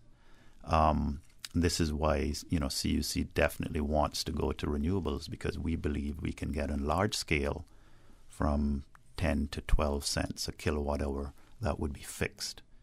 I think everybody today would be happy with that rate fixed over 20 years. So the more that we can move to a fixed cost of electricity, the more people can plan, budget, whether it's their homes or businesses. And that's why it's important. But getting back to the caller, yes, it was a highly subsidized rate in the beginning, and that's why we limited the quantity of renewables that we took from these sources. Not everyone could do it, and yes, just in a lot of ways, to be able to raise, to have the capital to invest in that system in the first place, typically it was the higher income consumers that were able to do it. Another reason why we're hoping in the future going forward, as the cost of technology comes down and we have the ability to put more rooftop on, that we potentially could assist with that. I know at least one of the banks now is helping with this in terms of offering to finance these renewable energy systems. So I would say yes, we had concerns, the same concerns as a caller in the past, and that's becoming less of a concern now as the cost of the technology comes down, and as we try to blend in more lower cost renewables, that is the large scale. We'll have the majority of the energy coming on the grid in the future from larger scale renewables, and then the smaller scale will have room. We'll have room to take them on. As you blend the rates, then we can still do it on an affordable basis. Got you. Okay, let's speak to the pros and cons of being a small jurisdiction and dealing with the challenges. It's well, first of all, the electricity, the utility industry is a scale-driven industry. So the larger your scale, in terms of generation, just number of consumers, the lower your costs are on a per unit basis. So we can never hope to compete in terms of rates with North America, for instance. It's just the scale is tremendous, right? So another challenge for us is getting equipment on and off the island. That's a challenge also. Getting back to the scale, the types of generation that's available to us. Some of these systems, the minimum size you're going to have, for instance, is a 200 megawatt plant. Now our peak is 100 megawatts. It just does not make any sense for us to employ those technologies. But in a way, when we're smaller, if we can get on technologies, we can move faster than some of the large countries, larger companies. And for instance, with smart meters and these sorts of things, we are very much in terms of that technology ahead of a lot of large utilities. Okay. So we're doing things that large utilities have not done. So yeah, it's when it comes to reliability as well, it's a lot harder to hit the sort of standards North America has with an integrated grid. If you lose generation in one part of the grid, you have backup on the other part. We are a small standalone system. If we lose one generator, we could have customers off. Yet we've been driving for 2 hours of outage per year for a typical customer, which is North American standard. And last year we got to 2.3 hours. So on reliability, we are now at the North American standard. Okay. So it's been quite a challenge, a lot of investment. We are now moving from reliability to resiliency, and I think that was a question from the caller. What about hurricanes? Not from the caller, from the question. Right. But hurricanes, yes, that's our biggest threat, and we have been upgrading our standards. So you'll see a lot of the new pole lines that are built. They're more poles, so they're shorter spans between the poles, and they're thicker poles. And that's to ensure that when we do have windstorms, we'll have damage, but hopefully we won't lose a lot of poles. That's the thing that takes a lot of time to restore electricity if we're having to go and plant poles, and we have about 20,000 poles island-wide now. Wow. So it's we've been improving our standard in that area, and also working with the regulator, because it is very expensive to underground the system. Yeah, I was going to mention that. There was a call after Hurricane Ivan, for that. And at that time, we were being told that it was pretty expensive. I would imagine whether or not the costs have gone up or down since then. Yeah, it's 4 to 5 times the cost to put it underground. And obviously after Hurricane Ivan, we couldn't, it would take years to put it underground at that time, and we had to restore power, so we had to go back overhead. But some of those key transmission lines, like from our plant to the 7 Mile Beach area and to the South Sound area, the corporate area, we're moving bit by bit. Over the years, we've been installing underground ducts, so the cement and pipes in the ground. So it's now a matter of coming behind and pulling the cables in. And we have a few projects going on over the next year where we'll be taking the critical transmission lines underground. Our substations are already indoor, so they're built in buildings rated for 200-mile-an-hour winds. The new ones went through Hurricane Ivan with no damage, so we know that they will be able to sustain a major hurricane. But yeah, that is our focus now. Over the years, we've gotten the reliability down from 6-7 hours a year down to 2 hours. Now we need to be more resilient so that we can restore quicker following a major hurricane. Okay. Now, with all of that being done by CUC, it must take people and workers to do that as well. And, I must say, you're one of the companies in the Cayman Islands that is headed up by a Caymanian.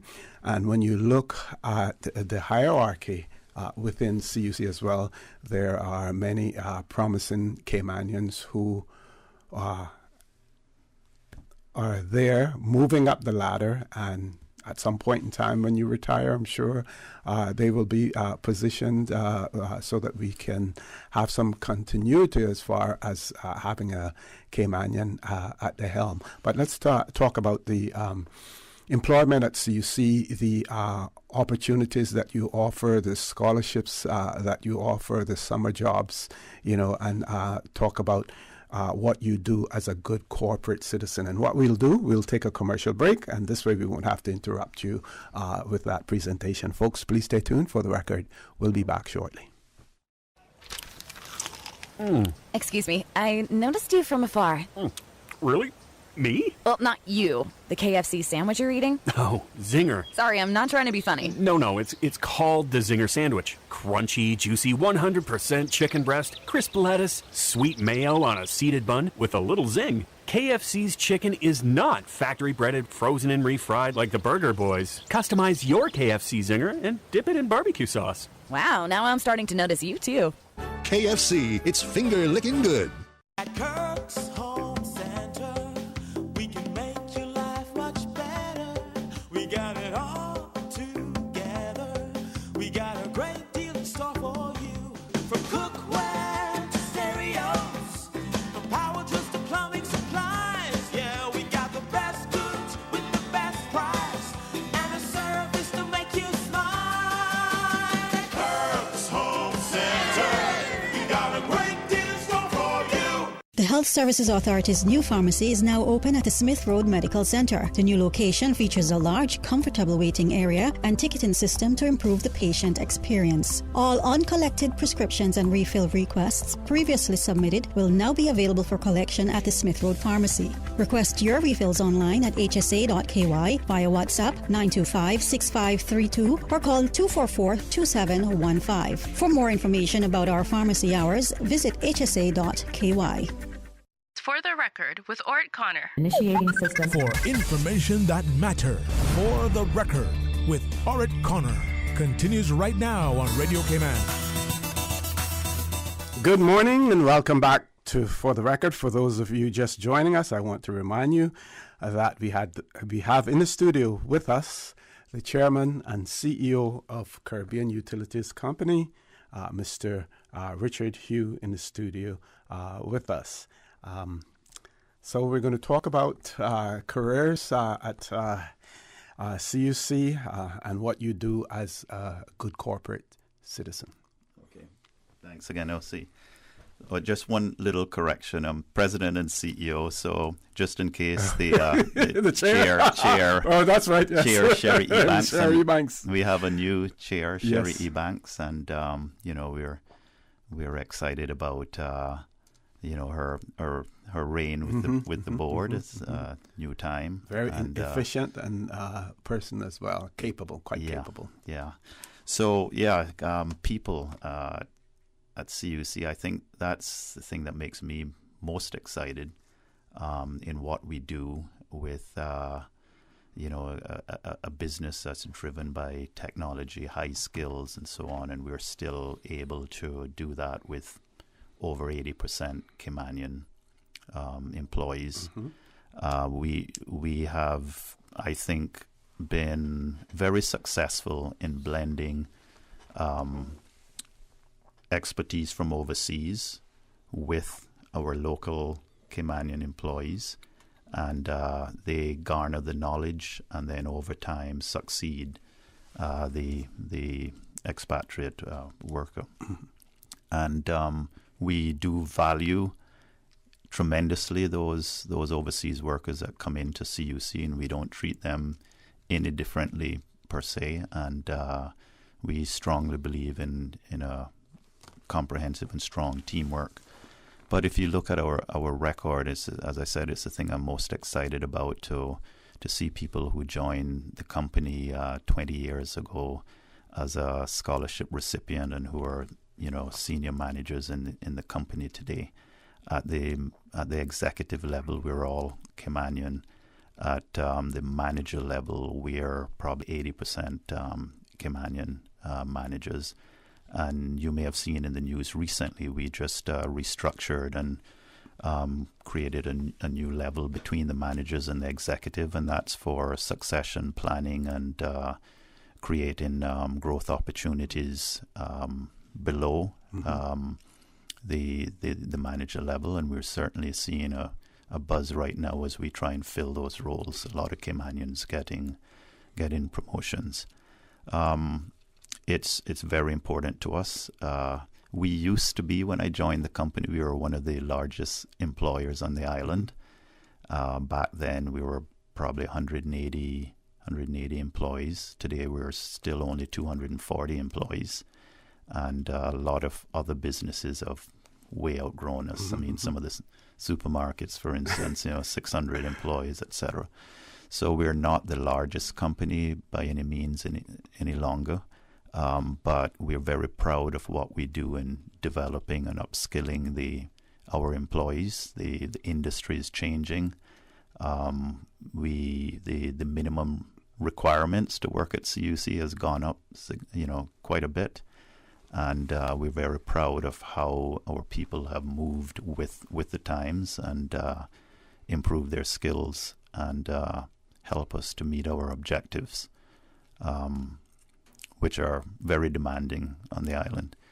We do have programs. We are registered to the Investors in People standard, and that ensures it's a quality standard that ensures that you have a framework for leadership development, communication, etc. And it measures you and how successful you are in meeting your business objectives through your people. And at the end of the day, that's what it's about. We can invest in all the fancy equipment, etc., but it's the people that run the company and drive the technology and meet the needs of our customers. Okay. One of our listeners has written in and said, please ask Mr. Hugh if CUC is concerned about the many other service lines by other providers which are also hanging from the electrical poles, and the danger and weight they pose in the event of high storm winds. Also, new fiber boxes that are hanging appear to be heavy and a safety hazard. And what I would add to that, if you could address as well, what can customers do, especially those who are recently building, as far as vegetation and tall trees are concerned, when they're planting them, to take into consideration the power lines that are there and the possible growth that may, prove to be hazards later on as well. Okay, on the first one, yes, we are there are only one set of poles on the island, and so we share the poles with the telecoms industry, and we have in some areas as many as 4 attachers apart from the electricity. Mm-hmm. And so we have standards that we ask them to comply with. It's also part of the reason with the additional, in the old days it was just cable and wireless and CUC. Mm-hmm. Now with 3 other cables on, there's additional loading on the poles, and that's another reason that you now see more poles, less space between, and thicker poles. It's to deal with the additional wind loading of those cables. Mm-hmm. So we do design for those. It is, yes, in some places we have old cables, new cables, and we're going through a transition period now as the industry goes to fiber. Fiber should be lighter, less load, but as the providers switch from copper to fiber, in some areas we're having double the amount of cables on there, which is a concern, and we're urging them to remove the old stuff and just leave the new fiber cable up. So that's we're aware of that, and that's ongoing. When it comes to vegetation, very good point. The last tropical storm we had last year with Grace, majority of the damage was due to trees going into the wires and poles. And we are doing a lot of vegetation removal. We're spending millions of dollars a year on this. And we're also doing education for homeowners. But we continue to see new trees being planted, tall trees, royal palms, for instance, fruit trees directly under the line. So it's trying to educate, the public on keeping trees away from the line. It's definitely a high cost and it's virtually impossible to keep up with trimming the vegetation away from the lines if people, the public is continuing to plant new trees under the line. So we've been trying to educate the public on not doing so. Okay. I think this may have been answered before, but it may be worth repeating, and the person is apologizing if the question was addressed earlier. What are the thoughts with regards to encouragement for enabling residential, solar, and commercial buildings also as against a solar farm? Okay, so the difference is that it's typically higher costs for the smaller installations. And we have been encouraging the smaller installations, mainly from the environmental perspective, trying to get some of our energy away from diesel. Mm-hmm. But it has been higher cost, and that's why we haven't gone wholesale, as well as the stability, reliability reasons, because the solar is intermittent, and we need batteries. The most efficient way of dealing with that is with the batteries to discharge when the cloud comes over. They make up the difference in energy supply by releasing the energy that's stored in the battery. Until we can get more batteries on the system, we can't take any more. Mm-hmm. So that's for the smaller scale. The larger scale, the regulator now is going out soliciting solar plus storage. So the storage will be with the solar, and so it'll almost appear as a constant output, whether the sun is shining or not. when the sun isn't shining, the battery discharges, and you have a more reliable and constant output from that combination of solar plus storage. It will be lower cost.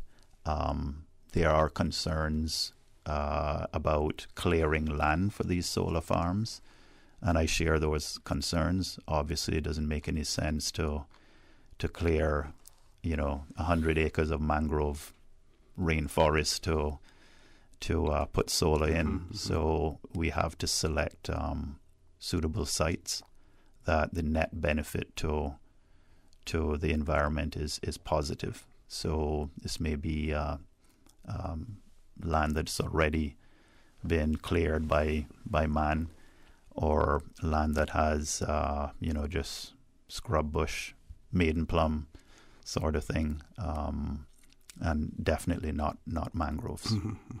Where are we with wave technology? I know at one point in time there was some talk about some project in the North Sound area, I believe, and the fact that we are an island or islands surrounded by water, does that present any advantage, and where is that technology now from a worldwide standpoint?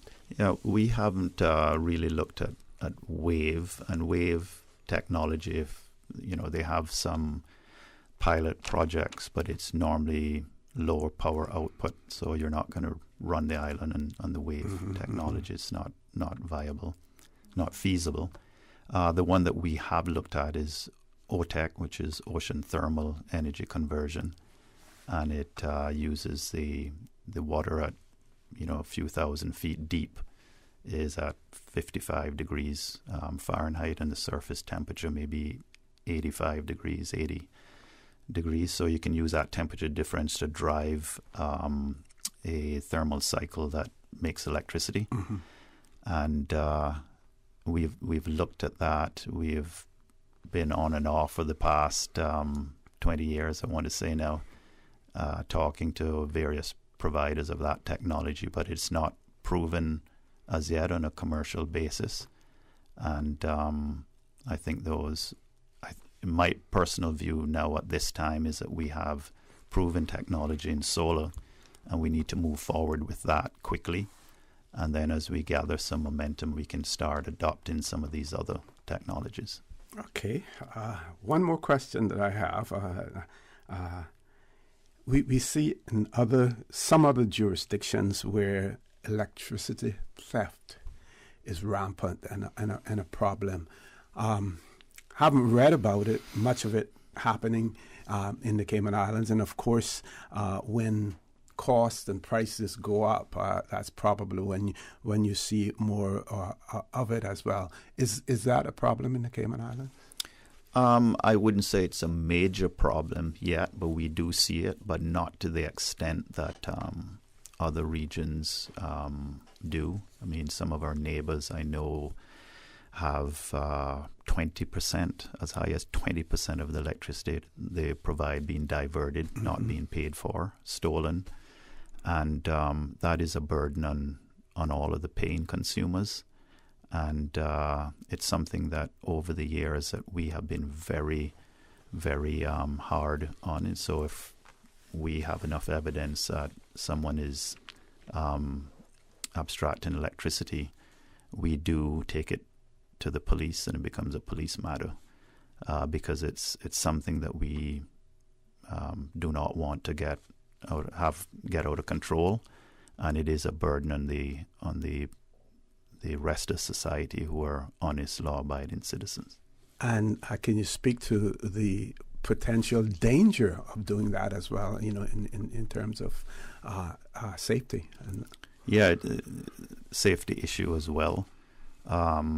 Usually, though, the persons who are doing it have familiarity. They're familiar with electrical systems, some of them electricians even, that I've seen in the past. Okay.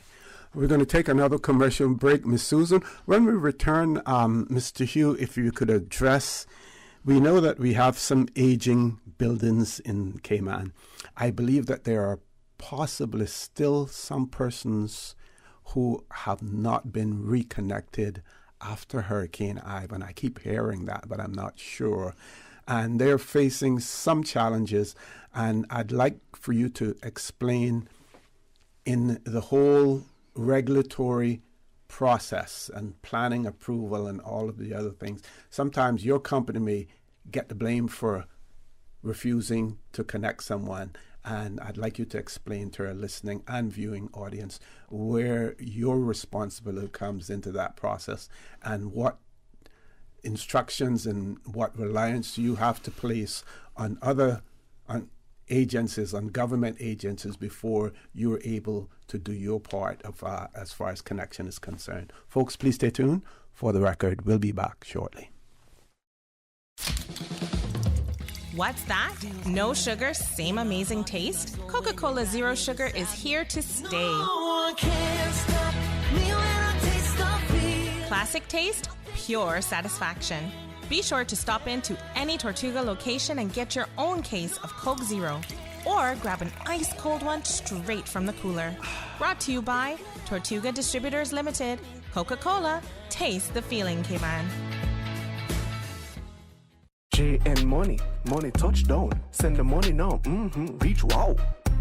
You say you need some money, JN money, I can send it in a hurry. Get through quick when you come collect your cash, or use a money card and swipe it in a flash. Send funds to any bank, yeah. Pay your bills quick, yeah. Low fees, you know what it, yeah. JN money, we a pick, yeah. Send and receive funds at any JN Money location. It's fast, affordable, and convenient. Money touchdown with JN Money.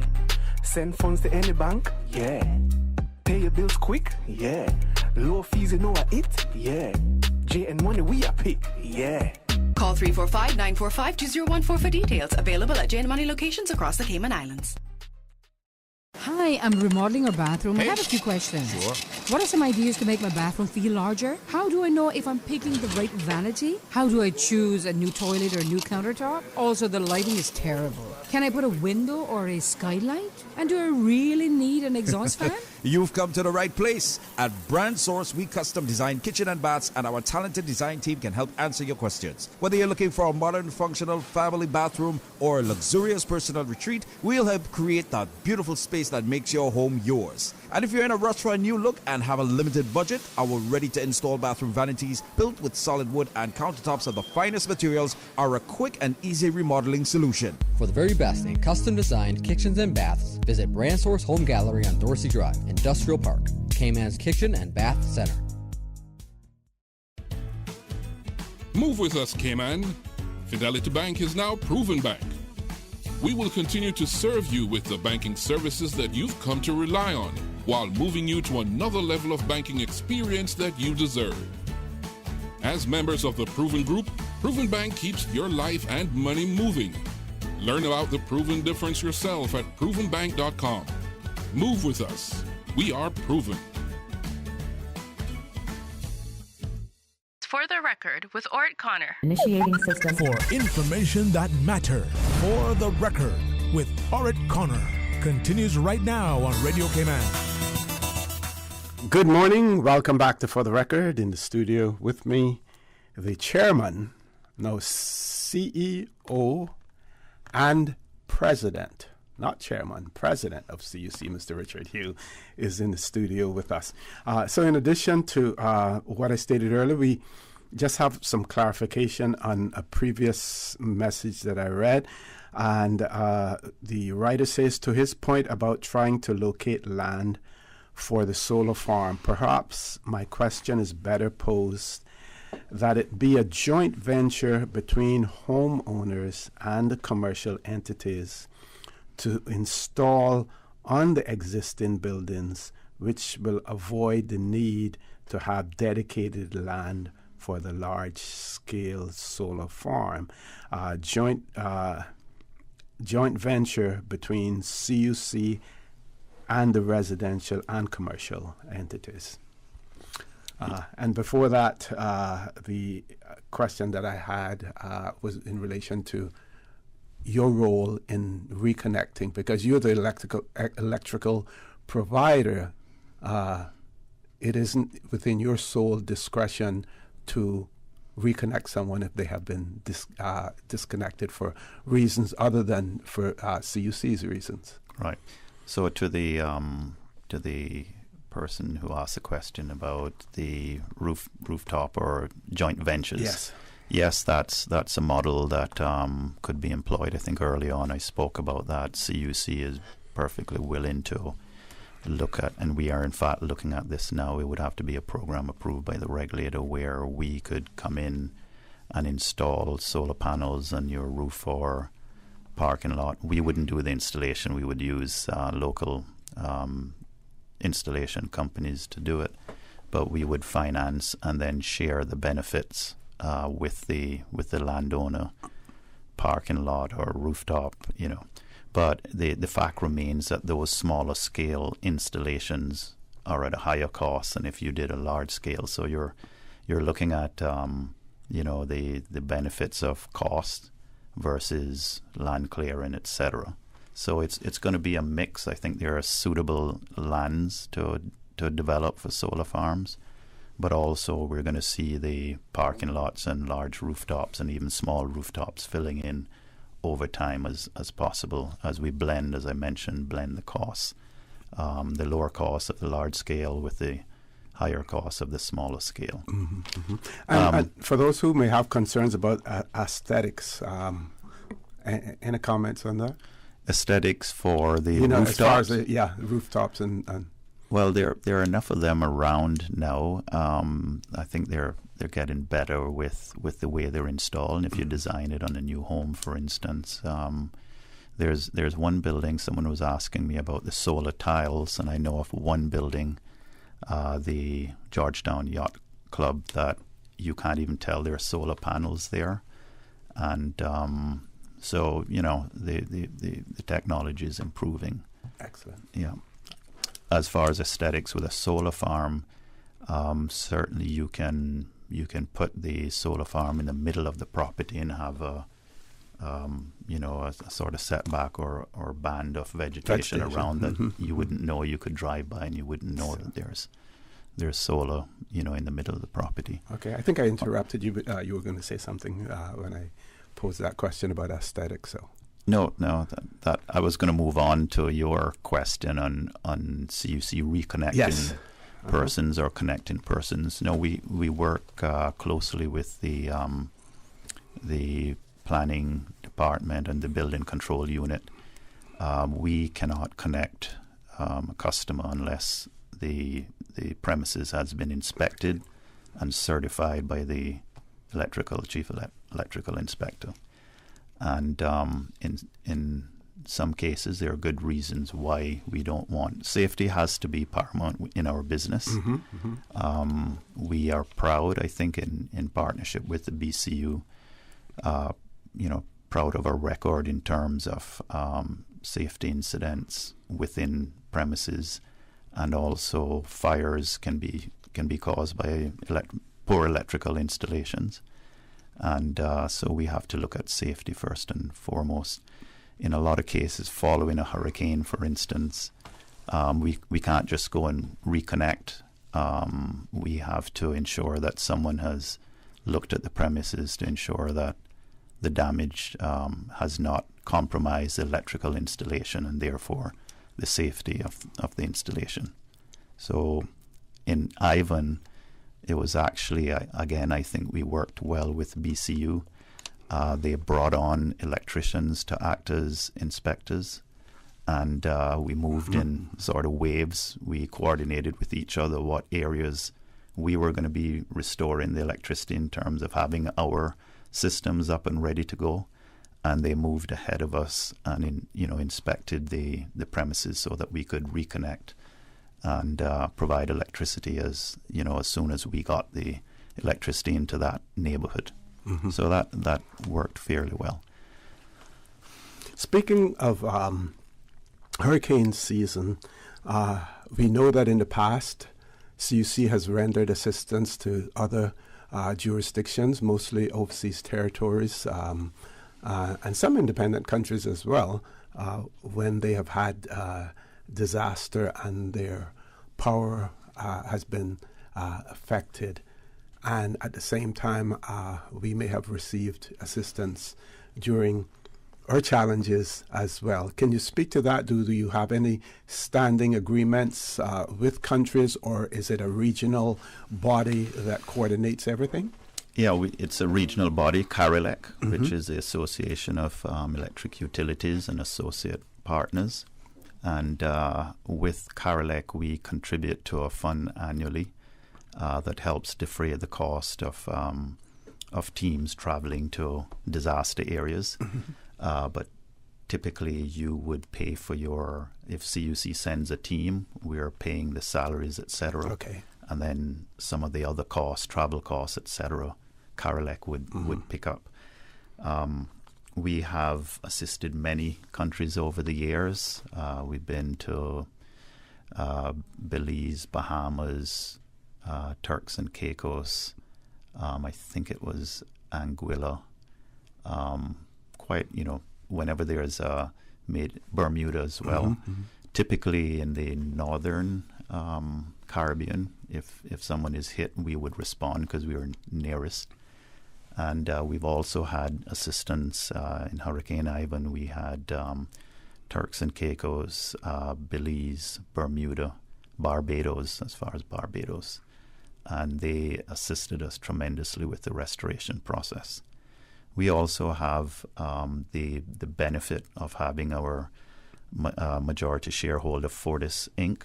out of Canada and the U.S. They have, I'm losing count now, probably 9 or 10 utilities in their portfolio, and they will come to. We have a program with them where they're ready to come during hurricane season. They have all the linemen that sign up, have all their inoculations, etc., to come in. And as in Hurricane Ivan, I expect they will be the first on the ground. We had the first plane that landed, I think, was an Air Canada charter with the Fortis relief workers. We had, I think it was 70 or 75 workers that came in on that first plane in. So, yes, we're an island, but we do have, assistance from partners overseas, suppliers as well. Our suppliers in normal times, it's difficult now for them to get inventory to keep, but in normal times, prior to this Ukraine crisis, we've had our suppliers in Florida have extra stock for us in case we need to draw on it in the aftermath of a major hurricane. Great. Okay, we have about 3 minutes, then we're going to go to a commercial break, and then in the last segment I'm going to give you an opportunity to rehash some of the things that we have spoken about, and to highlight those programs that are designed now to benefit your consumers as well. And I'd like you to start up. Ms. Susan, you want to take the break now, and then we can just go through everything. So when we return, we're going to also include the fact that you have deferred the base rate increase until January of 2023, and explain to our audience what that means, for them as well. Folks, please stay tuned. For the record, we'll be back shortly. We think it's time you crossed over to a new vehicle. And with the Toyota Corolla Cross now at Vant Motors, you have plenty of reasons to make the switch. The crossover body and hybrid engine is a sleek design in a sturdy structure with a spacious interior that opens to extensive cargo space. Stuck in traffic? The high-performance self-charging hybrid system automatically switches between gas and electric vehicle mode, helping you lower both fuel costs and carbon emissions. The Corolla Cross has full LED lighting inside and out, an integrated display audio system with energy monitor, and a dual-zone climate control system to ensure comfort for all. Test drive the new Toyota Corolla Cross Hybrid today at Vant Motors, Walkers Road. At Doctors Hospital, we know life happens, and usually when you least expect it. So when unexpected medical issues arise, you need quality care close to home. Located in the heart of Georgetown, our accomplished team of physicians and medical staff treat minor urgent conditions such as migraines, chest and abdominal pain, shortness of breath, burns, broken bones, open wounds, and more. 24 hours, 7 days a week with no appointment necessary. Peace of mind is important when life happens. At Doctors Hospital, we're always here just for you. Need to speak to someone? Call 949-6066. Tune in every Monday through Friday at 12 p.m. for Radio Cayman's Midday Newscast. Radio Cayman, the People's Station, your trusted official source for the latest news. The 12 p.m. news is proudly brought to you by Health City Cayman Islands. World-class healthcare within your reach. Are you an aspiring journalist or university graduate interested in a career in journalism or broadcasting? Then the Ministry of Tourism and Transport's Shadow a Journalist essay competition is for you. Contest winners will get the chance to shadow international journalists covering the CTO conference and Caribbean Aviation Day at the Ritz-Carlton from the 12th to the 15th of September. Submit your essay by August 21st to enter. For full competition details, log on to gov.ky or email pr.mott@gov.ky. For the record with Ort Connor. Initiating system. For information that matter. For the record with Ort Connor. Continues right now on Radio Cayman. Good morning and welcome back to For the Record. We're on the last leg of the show this morning with the President and CEO of Caribbean Utilities Company, Mr. Richard Hugh. So he's going to do his wrap-up. We want to start off by him explaining the deferral of rate increase until January of 2023, the motivation behind that, the benefits, and what people should be doing while this the rate increase has been deferred as well. How do they take advantage of that?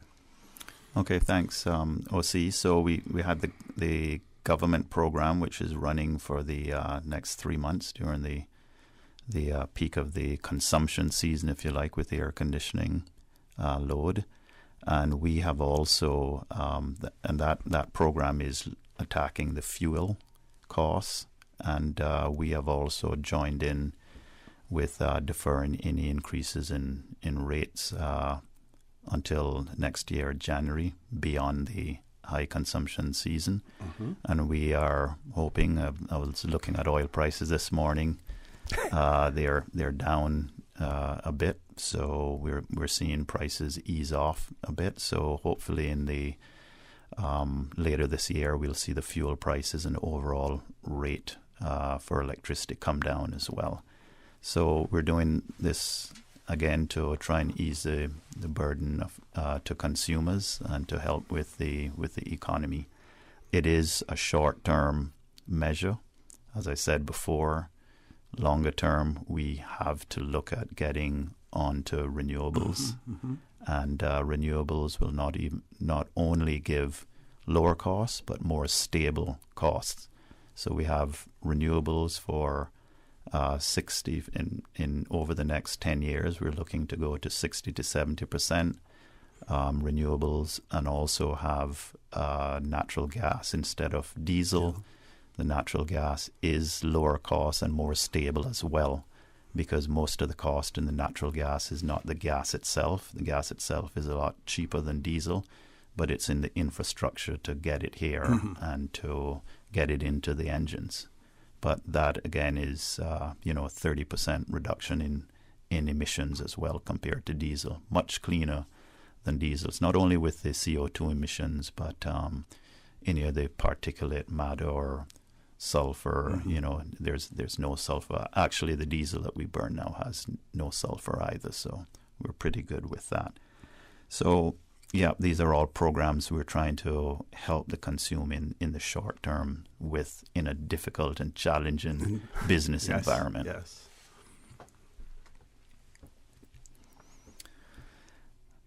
Okay, not sure if there are any questions. No. Okay. If you can continue to talk about some of the programs that we mentioned earlier. Yes. Yeah. So that's government is helping with the fuel. We're helping with the base rates longer term. We want to see renewables, more renewables on, which will stabilize the costs. We do have our integrated resource plan, which is the study that shows what is the optimal resources to use for electricity supply. So we're going through a process now of revising that, sort of in tandem with the government revising their national energy policy. And so we look forward to that. I don't think it's going to change much in the message for renewables. It's just going to say, revisit the costs of renewables versus diesel and other fuels, and as well as the environmental impacts. I just wanted to say to the listening audience that it is a challenging but exciting period, I think, for everyone as we transition over to renewable energy. It's been slow coming, but I do believe we have a good start now. And I do look forward to, hopefully in years to come, being able to come back to the show and say that, we're now 20% renewable energy, we're now 30, we're now 40, and the consumers would also appreciate that the cost of electricity is actually stabilizing and going down. Okay. I have one email that I missed earlier, and it looked like it came in about 6 minutes after 9, and the person was asking, why is there such a scarcity of rooftop solar water heaters? They are so commonplace in Barbados. Also, the new inverter type AC units can cut your bill in half as well. Any comments on those two things? On the solar water heater, Barbados had a very successful program because Barbados has, I believe it's income tax, but there's some form of tax, household tax, taxation, and there was a program by the government many years ago, the Barbados government, to actually rebate any expenditures on rooftop solar water heaters. And so they saw, I think they were like 70%. Majority of homes anyway have solar water heating. So that was the incentive there that got them there. They work. I know that there have been businesses in the past that have looked at it. I've seen a few on the island. In the past, they were unsightly. I think they're doing better with that now. But it's if people are interested in that, it's a technology that works, and it should be fairly low cost overall. Mm-hmm. And then the comment about the inverter type air conditioning units, we're seeing more and more of those. Yeah, we're seeing variable speed units. The technology is improving. I think a lot of the efficiencies are coming from the controls and the technology, and not necessarily from the thermal efficiency of the units themselves. It's more on the control side. Okay. So it's not an area that I can say I'm an expert in. Unfortunately, getting further and further away from the engineering technical aspects of the business, and we do have a lot of experts on the island, a lot of the leading air conditioner installers, that can deliver you products, that are highly efficient. Mm-hmm. Now I know, Mr. Hugh, off air, off mic, we spoke about, and you explained to me about the complexity and all of the things that you do at CUC, and those persons who have an opportunity to come in and to look at the operation and see the various aspects of it. They're amazed and really struck by the amount of work and that goes on in the background. So obviously, for those who are unable to take tours of your facility, certainly, making yourself available publicly to explain what is happening, is a good thing. And maybe even one of these days you can have on your website a virtual tour of Caribbean utilities. Of course, in this day and age, with all of the cyber crime and everything else, you have to be sort of careful, with what you do with that as well. But certainly, exposing your customers to what you are actually all about, what you do, is extremely, important from your company's standpoint as well. Yeah, we definitely have to do more of this. It is our jobs, I guess, to ensure that every time you flick the switch, the lights come on and you don't think about it. But there is a tremendous amount of work, planning, execution that goes on to keep those lights on. And every time I take people through the organization from top to bottom, they come away and they say, "Wow, didn't really appreciate that this is all you've done." I had an engineering student the other day who wanted to come by, and I took him around, and he said, "Mr. Hugh, when I always drive by this place and I look in, I had no idea whatsoever that this is all that CUC does." And it's remarkable. Sometimes, think that as a country, as an organization to be proud of. But of course, I'm biased in saying that. But I base that also off people that joined the company, directors that joined the company that, previously had no idea, as to what we do, the comprehensive systems we have, whether it's safety, reliability, our people development, our governance, our, all of our ethics policies, our respect in the workplace, what we try to do in promoting teams and developing people, training, scholarships. There's so much that we do to ensure that we stay ahead of the demands on the company, which is, if we fail, the economy fails, the country fails. And I always tell people, we get criticized a lot for having profits. If we didn't have profits, we could not invest for the future. And if I show you a utility that doesn't have profits, you're going to see a jurisdiction that's struggling. You're going to see lights off, most of the day. And for Cayman and the success story, it really relies on us staying ahead of the game and being able to meet the energy needs of the country.